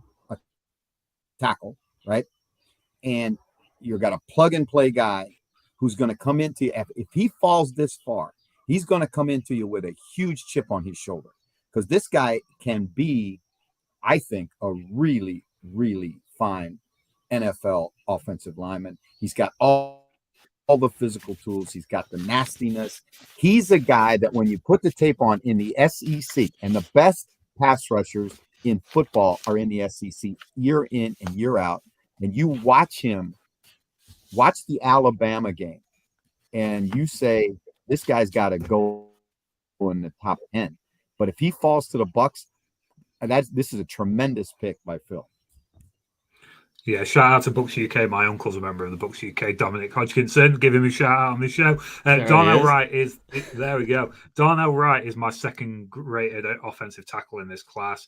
Jeff spoke about what he brings to what he's brought to the table in the SEC. Versatile, experienced, powerful, athletic, nasty, prototypical tackle frame. You move Tristan Wirfs to left tackle and you play Darnell Wright at right tackle. You keep Tristan Wirfs at right tackle and you play Darnell Wright at left tackle. Like, there's not a lose-lose situation for the Tampa Bay Buccaneers by selecting Darnell Wright in this draft class. Love it. Absolutely love it.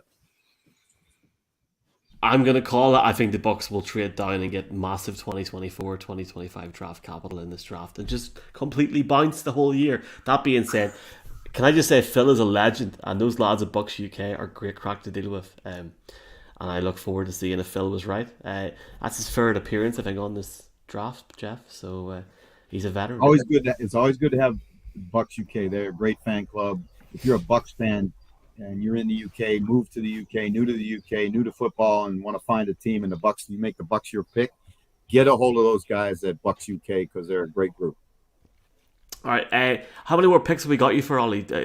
Can you go for one or two and then bounce, or what's the crack? Two more. Let's take Seattle and the Chargers. Then unfortunately I'm going to have to bounce. Sweet. No, you're grand. You're grand. We've got some surprises at the end, but I will definitely show you that in a bit. We've got Seattle, different guy this time, but the same group, but a different podcast. Jeff, don't ask me what that is. It's a thing. Here it is. Hi, Stuart from the Pedestrian Podcast, making this pick for 20 for the Seattle Seahawks / UK Seahawkers. There's a lot of options. O-line, particularly interior, wide receiver, doubling down on the pass rushers. People like Lucas Van Ness still on the board, but at number 20, the Seattle Seahawks select Marty Smith, defensive tackle, to truly beef up the defensive line for the Seahawks, just as Pete said they wanted to way back in January. Whew. Again, I think it's a good pick. Mozzie Smith, again, when we did our top 5 interior linemen, I did not have him there, but I think I watched him, and again, this might be a little bit of a reach. I think it's a position of need, but I don't know if he's a first round talent. This will play out. We'll see how it plays out if Mozzie Smith does in fact go to the Seahawks, where he will be needed. Obviously, they want to juice up that defense. But Ollie, what's your take on Mozzie Smith this high? That's exactly it. It is this high. This, for me, it is very high. Now, he's a kid with a lot of potential, a lot of power, a lot of freakish athleticism. You know, this was a kid who was a Bruce Feldman's freak for his ability as an athlete in the weight room. And on the field, he's an incredibly powerful force at the nose tackle position. And having a guy like Mozzie Smith will allow, you know, they picked Tyree Wilson. We talked about Boye Mafe, the second-year player for the Seattle Seahawks. It would be a selection that would free up those guys.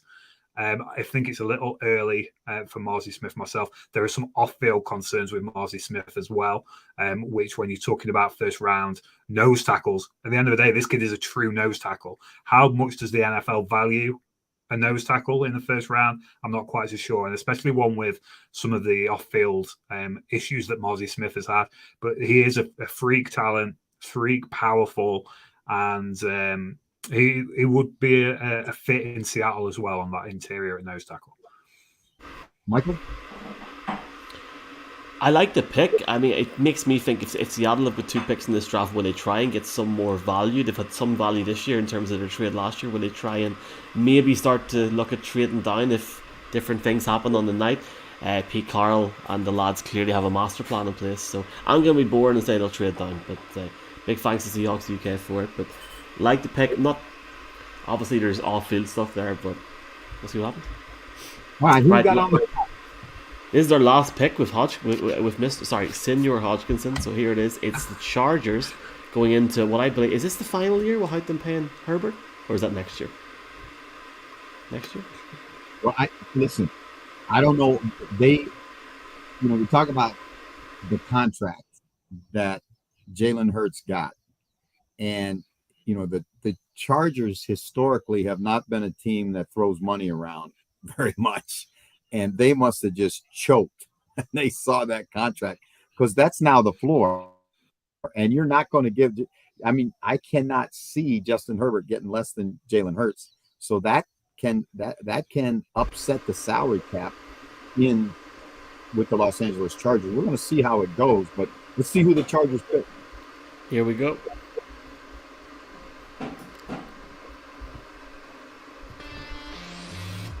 Hey, it's Lee Wakefield here, picking for the Chargers.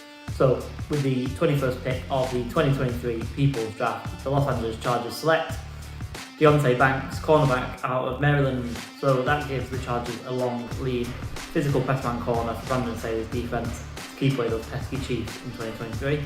So looking forward to seeing him in powder blue. Go Bolts. I like Brandon Staley type of player, excellent press man player. I mean, you know, kind of played in obscurity a little bit at Maryland. It's not a program where you say, okay, well, you're going to find players at Maryland every year. There have been some great players come out of there, but this kid, when you put the tape on, Ollie, he's an eraser back there. He can take a guy out of a game. He has the most, in my opinion, the most NFL-centric skill set of any of those defensive backs, because he loves to play press man, up man.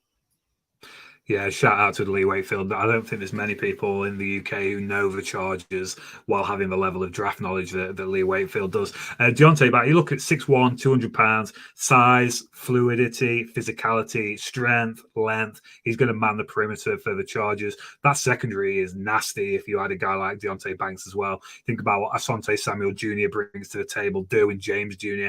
There is a lot of talent, and adding a guy like Deontay Banks almost feels unfair. It's like the missing piece. But like we talked about with the Las Vegas Raiders, when you were playing in that division against Patrick Mahomes, it is so important that you have that secondary lockdown. I think when you look at the Chargers, wide receiver and offensive tackle are a clear need that a lot of people want to address early in this NFL draft class.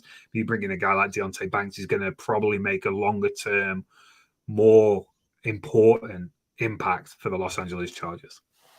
Yeah, I think it's interesting. You got Skronsky still on the board right here, but yet the Chargers choose, and Skronsky would have been probably a higher rated player if you on your total board where you rank them 1 to 300.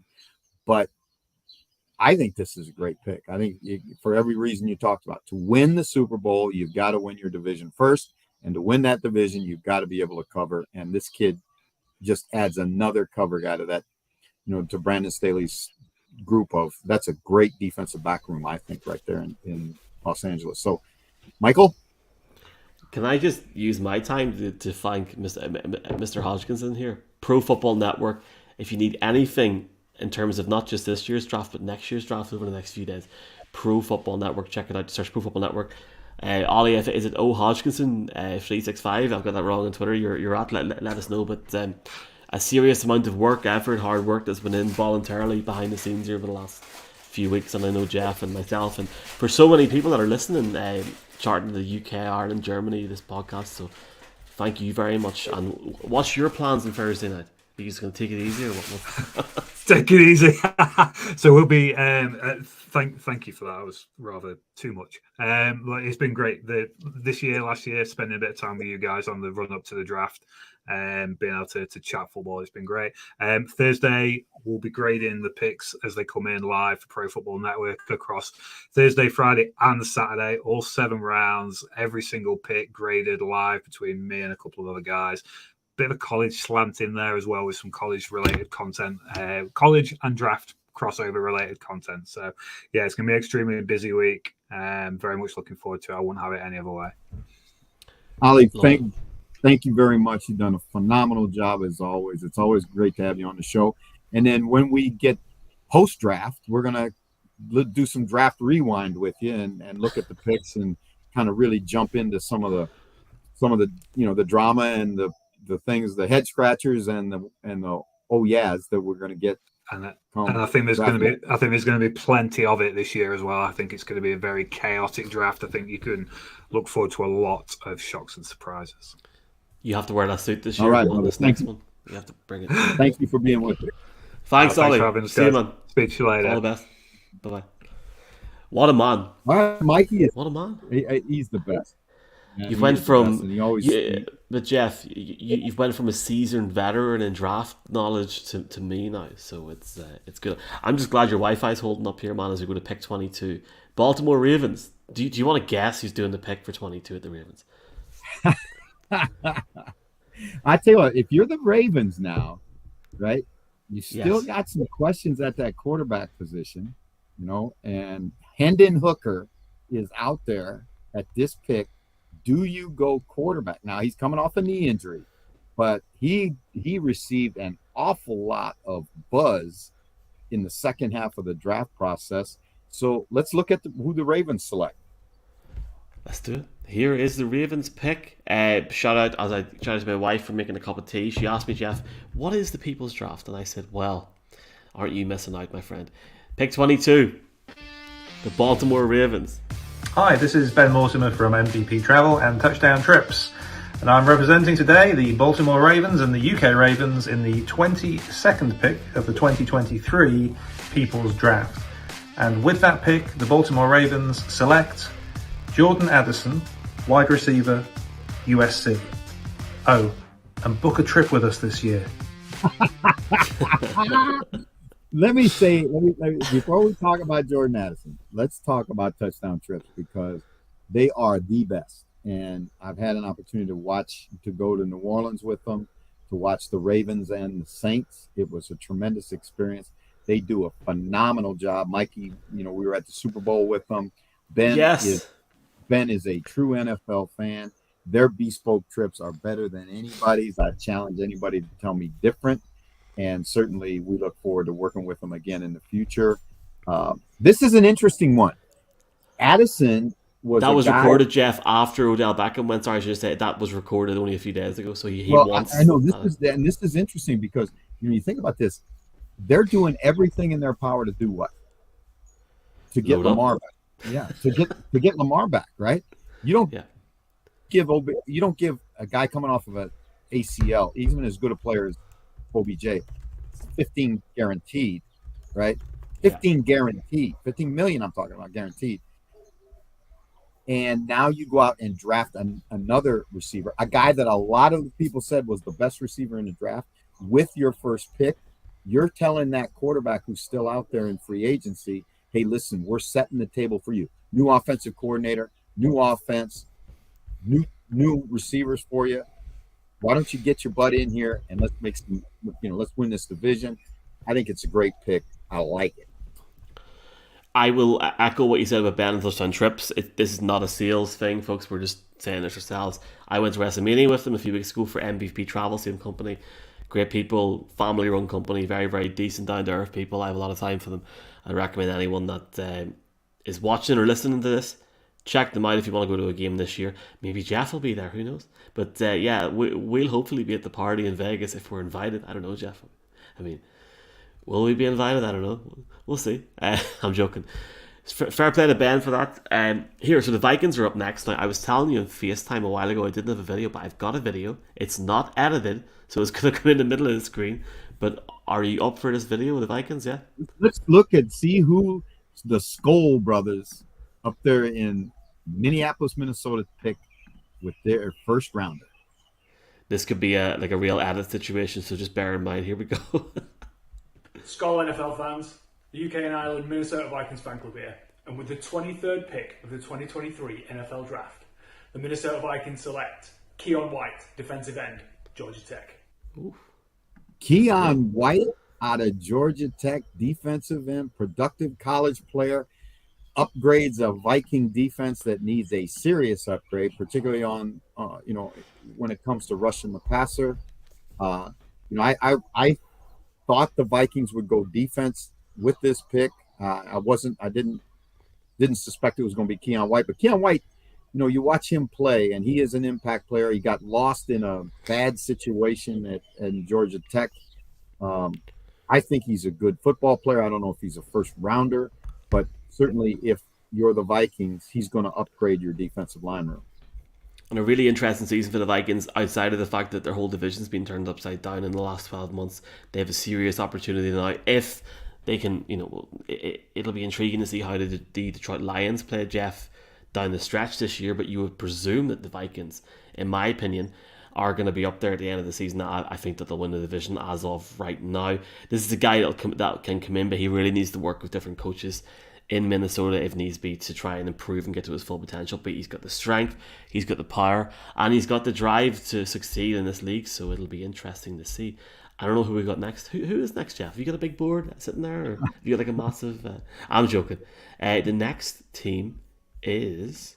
So I have all your stuff saved in one folder, right? Who's been your favourite pick so far tonight, by the way? I tell you what, I like the Joey Porter pick. I like Pittsburgh taking Joey Porter. I think that's a great pick. Who we got on the clock? Who's going to represent? We got the Jags. Now we got Stevie, who is, I don't want to say this in badness, Stevie, but he's the only Jaguars fan in Ireland. I don't want to be that lad. I think I've never met anybody else. I know there's a heap of Jaguars fans in the UK, but because the Jaguars UK, and it's not a bad thing, but because they have their own Twitter page, it's hard to find like an actual fan like that. So Stevie, for me, stood out. He's a massive Jags fan. He almost had an Irish guy playing for them last year, so I love his backdrop, Jeff. Are you ready to see it? Yeah? Let's go. Here we go. Jeff. I love my computer. My computer's letting me down tonight. Here it is. Hi, this is Stevie, Irish Jaguar, and with the 24th pick of the People's Draft, the Jacksonville Jaguars select Michael Mayer, tight end, Notre Dame. Oh. Well, the Irish Jaguar fan, and you say he's the only one, I can't believe that, but the biggest Irish Jaguars fan selects a fighting Irish player from Notre Dame, Michael Mayer, and Michael Mayer came into the draft as the number one rated tight end and then started to slip. There were questions about his overall athleticism. Again, as the tight end position evolves, you're asking that guy to do more things. He's not a dominant inline blocker. He does catch the ball extremely well. He runs. He's a good route runner. Not a Travis Kelce type, threat catching the football, but certainly a very, very good prospect and a clean prospect. So Michael Mayer going to Jacksonville to help upgrade that offense. I think it makes sense. Again, I still think when you look at the Jags, there are other areas of need. However, again, this is a quality player going to Jacksonville. I think if he's there, I think if he's there in the mid to late 20s, you have to at least consider taking him. I mean, that's been the benefit of the whole Peacock and Sky deal. We've seen a lot of Notre Dame games last year on TV, and you mentioned he's not like Travis Kelce. He's like Gronkowski. He's baby Gronk. He's a beast. He's got that serious potential to sort of emulate what Gronk done in the league. So I'm really excited to see where Michael Mayer goes. Tight end one for me, and I'm really interested to see not just where he goes, but the short term impact that he can make depending on where he goes. If he suddenly comes in as the number one tight end, I mean, if you're sitting late 20s, early 30s come Friday night, you would have to consider trading up for him. Like that's genuinely for me.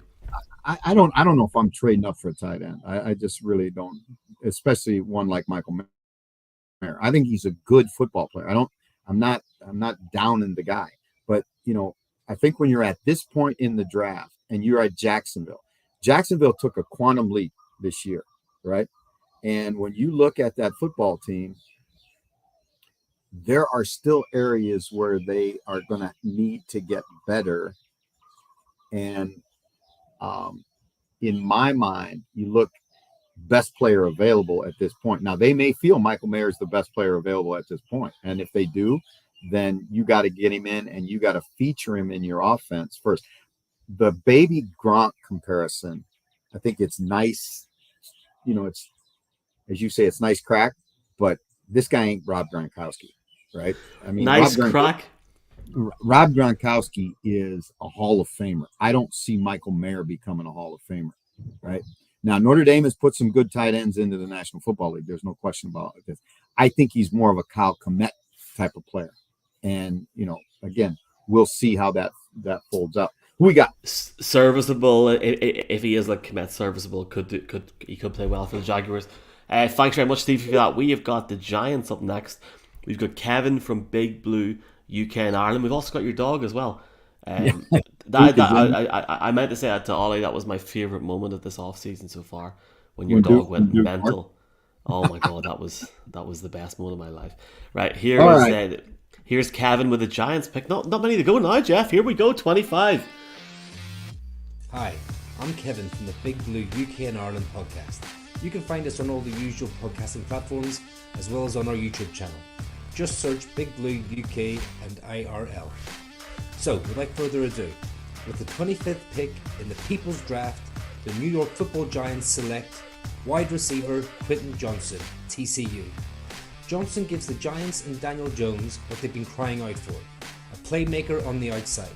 With his size, speed and athleticism, Johnson can be a true difference maker for Brian Dable and Mike Kafka's offense. There you go. Big time player for them. This guy had 60 receptions for 1,100 yards, 6 touchdowns last season.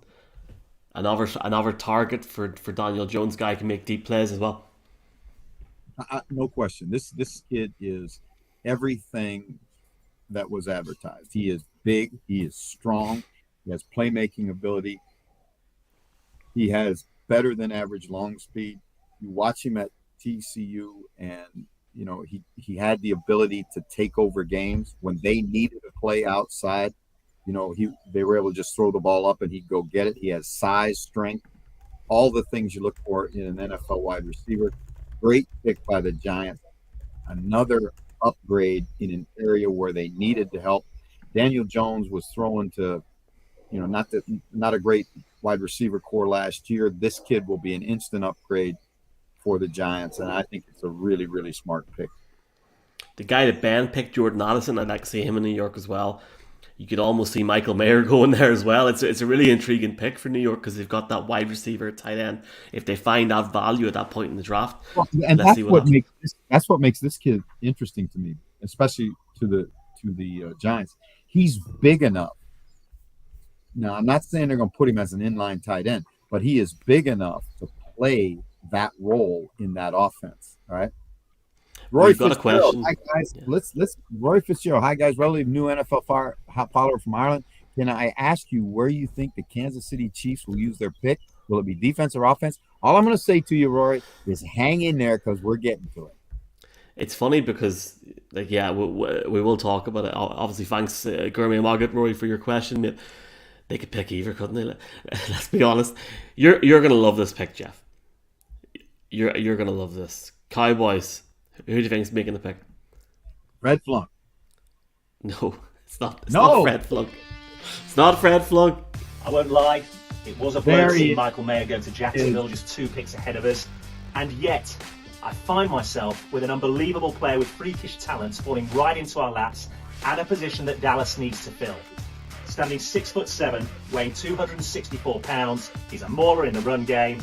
He is a complete mismatch over the middle of the field in the passing game.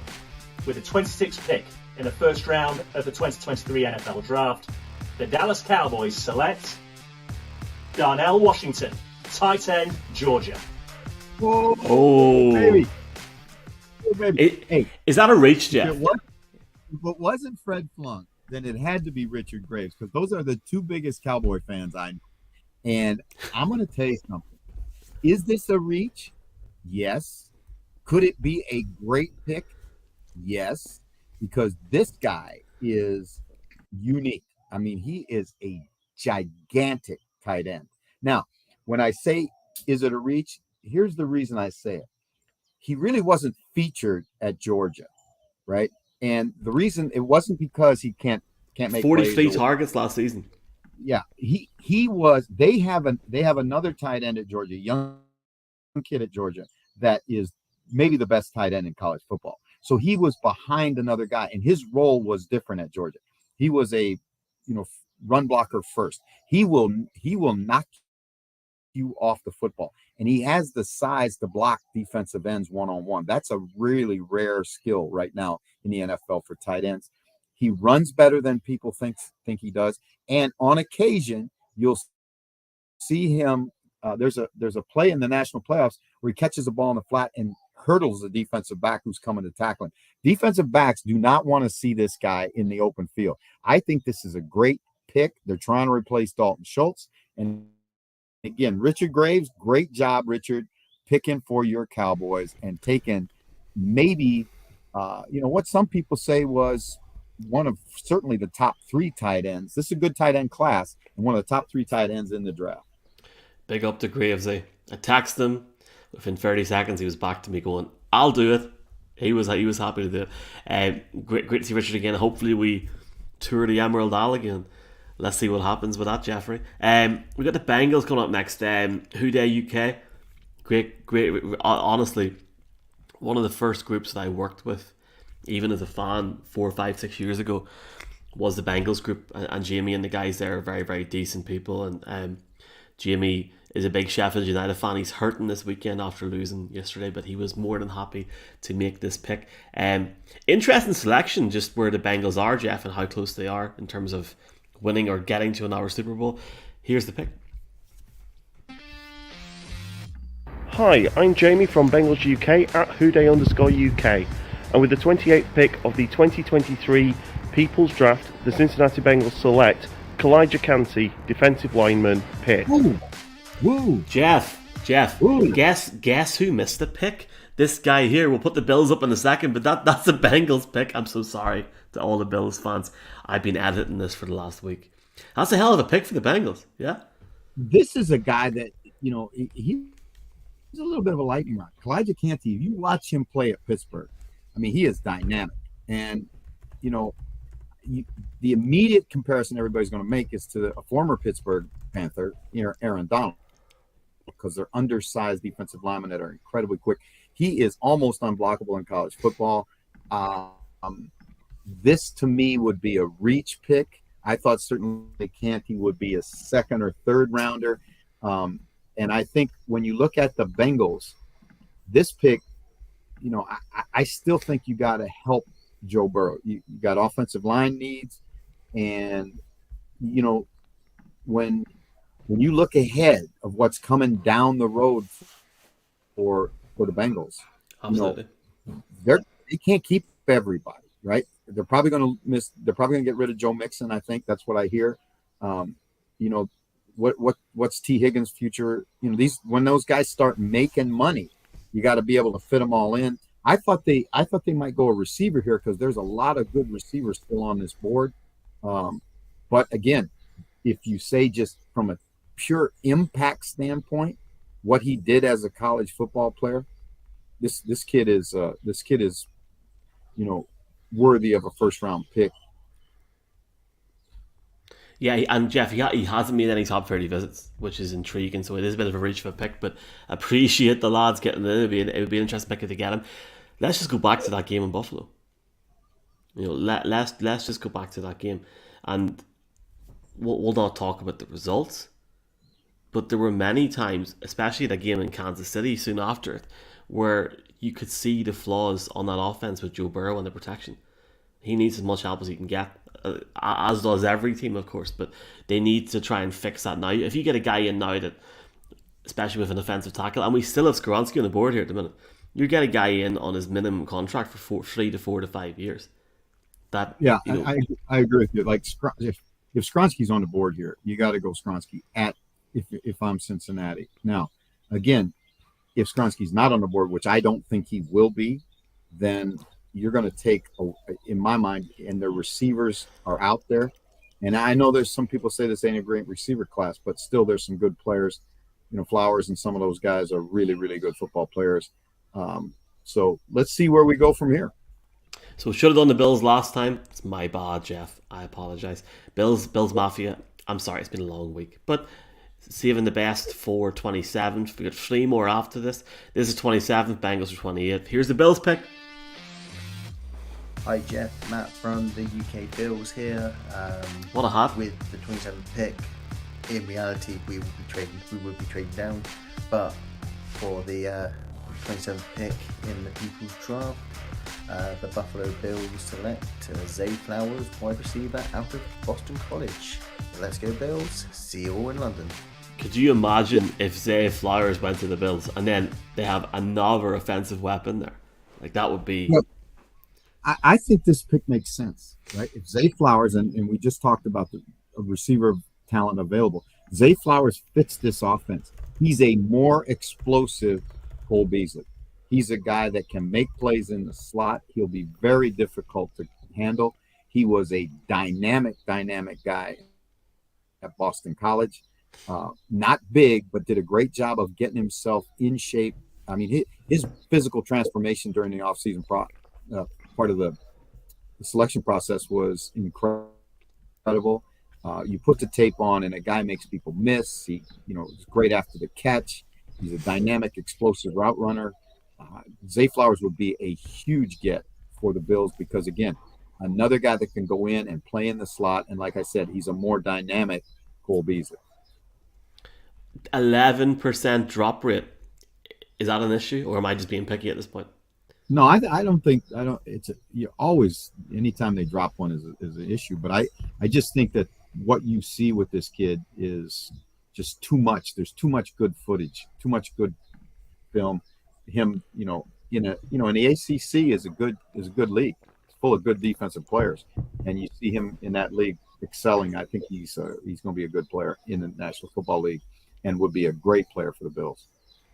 Big ups to Rory for your comment. Appreciate that very much, Rory. Fred Flunk saying he'll make the pick for the Cowboys next year. Absolutely. If not, we'll get him to either intro or outro the draft. Jeff, I have to say now, I have struggled to find. This is our third year doing this, and I know the Saints have got a lot of fans in the UK.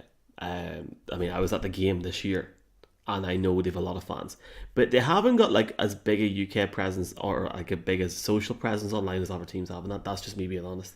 Or maybe I've missed it out. So I found this guy, and I think he's like going to be our long-term Saints fan. Genuinely, wait till you see this guy's man cave. Are you ready for this? Like, this is nuts. Like genuinely insane. Pick 29.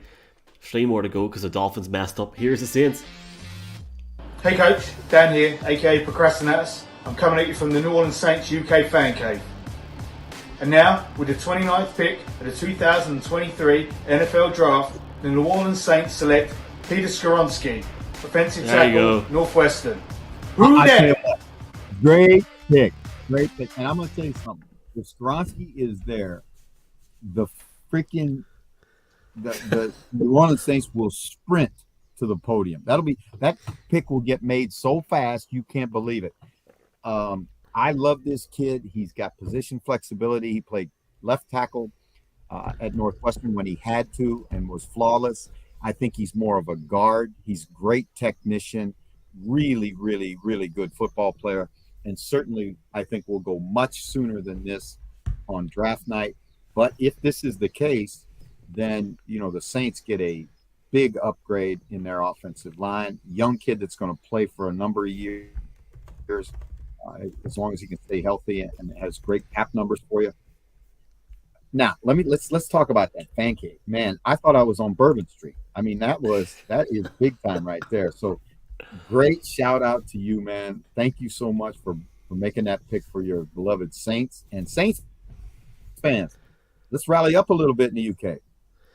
I think we've got our guy for the Saints from now on. I will say, though, I agree with you. I mean, I've seen Skoronski play last year. We've talked about this in previous shows over the last few weeks. They brought in Trevor Penning last year. And, their offensive line needs work. But if you've got Skoronski there, if you have Trevor Penning there, you've got 2 young guys that you can build on for the future. But, something, and I think you said it over the last few weeks, you can just, see a situation where he goes to Chicago, And Daniel's just messaged me saying that I'm your guy. Yes, Daniel, you're our guy for the Saints going forward. There's a lot of people watching this live, Jeff, right now, and this is the best draft show you're ever going to have. But I will tell you that Skoronski, I would love personally to see him with the Bears because he was a Chicago kid, grew up in suburban Chicago, went to Northwestern in Evanston. To stay and play your entire career in one city would be like storybook. I don't know if I don't know, what direction the Bears are going to go, but certainly I would think that'd be a great pick for the Bears. Let's go on. Who we got now? We've got the Eagles again. Who's picking for the Eagles? It's Dutz. I met Dutz in Munich for the first time. Have you ever met Neil Dutton before? Neil Dutton is one of the great NFL fans in England and always active on Lovely Twitter. man, Jeff. Always, cares about his team, the Eagles, but cares about the NFL and a big supporter of our show. And it's great to have Neil picking again for the Eagles. Here is Neil's pick. Hi again, folks. This is Neil Dutton from the Waxing Lyrical with Maids and Duds podcast, once again picking for the Philadelphia Eagles in the People's Draft. And with the 30th pick in the first round of the People's Draft, the Philadelphia Eagles select Cam Smith, cornerback, South Carolina. Fly, Eagles, fly. Cam Smith, South Carolina, another of that deep group of DBs that are pro-ready. This guy is a playmaker.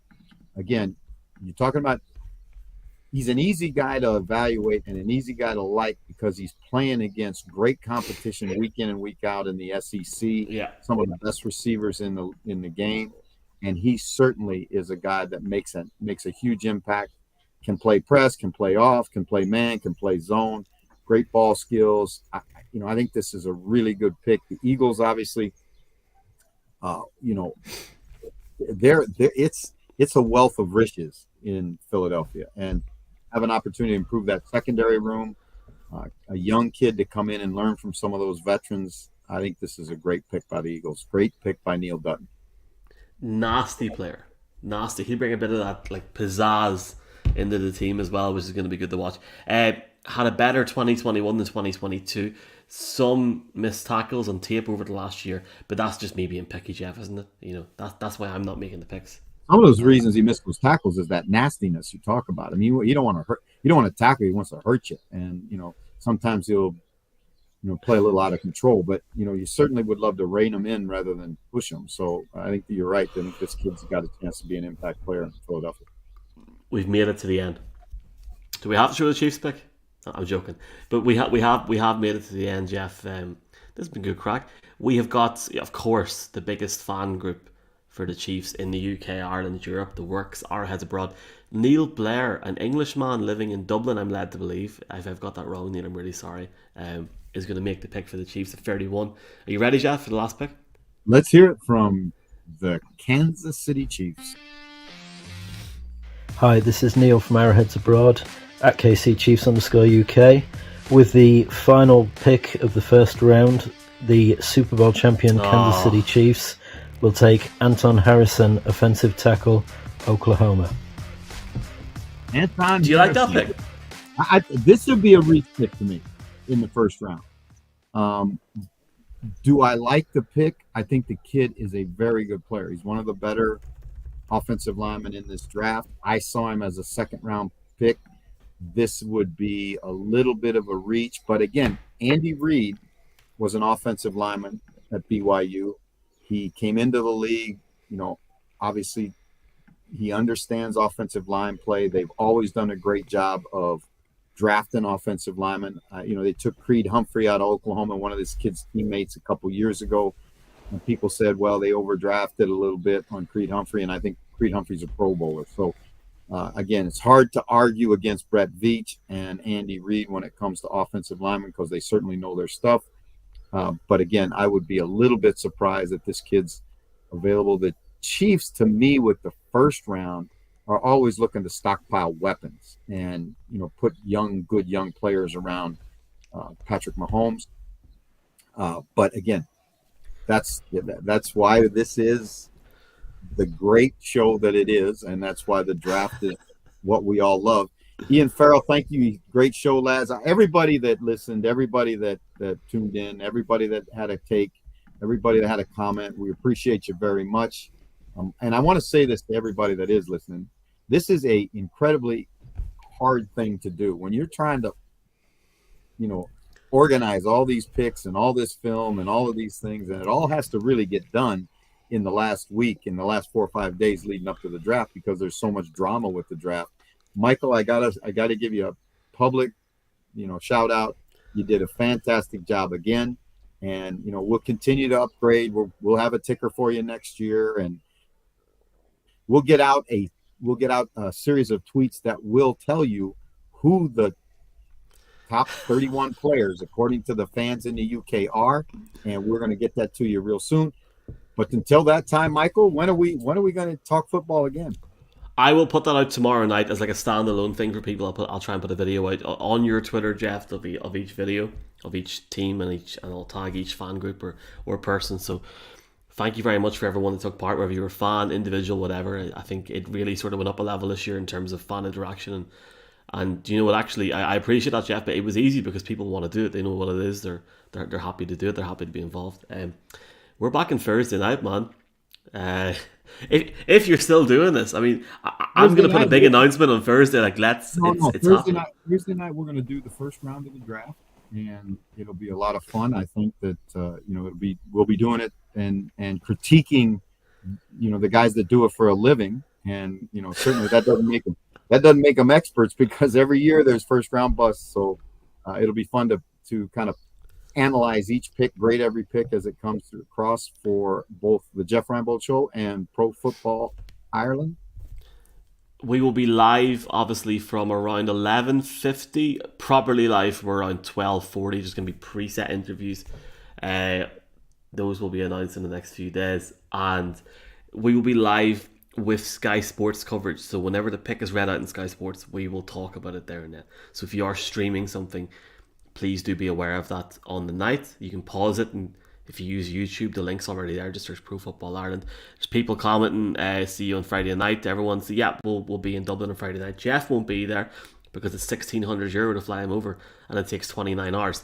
So I can't do that. I hope we can do that next year. We will look into it. But Jeff, exciting time. Great crack. We're back on Thursday night. You have another podcast dropping with Ollie, the final sort of preview podcast dropping Tuesday, Wednesday, position wise. Search the Jeff Reinebold Show on podcast. If you don't subscribe to it because it's going to be going the whole season. You can subscribe to me on Pro Football Ireland. Do it for the crack. We're going to have a bit of fun this year. Jeff, that was good. That was, I can't even talk, I'm too tired. That was good fun, my man. Same time next year, yeah? All right. Thank you, Michael. I appreciate everything you do. Right, mahalo, folks. See you on Thursday night. Draft Night Live. Jeff is going to be bringing the suit, the wine. See you then.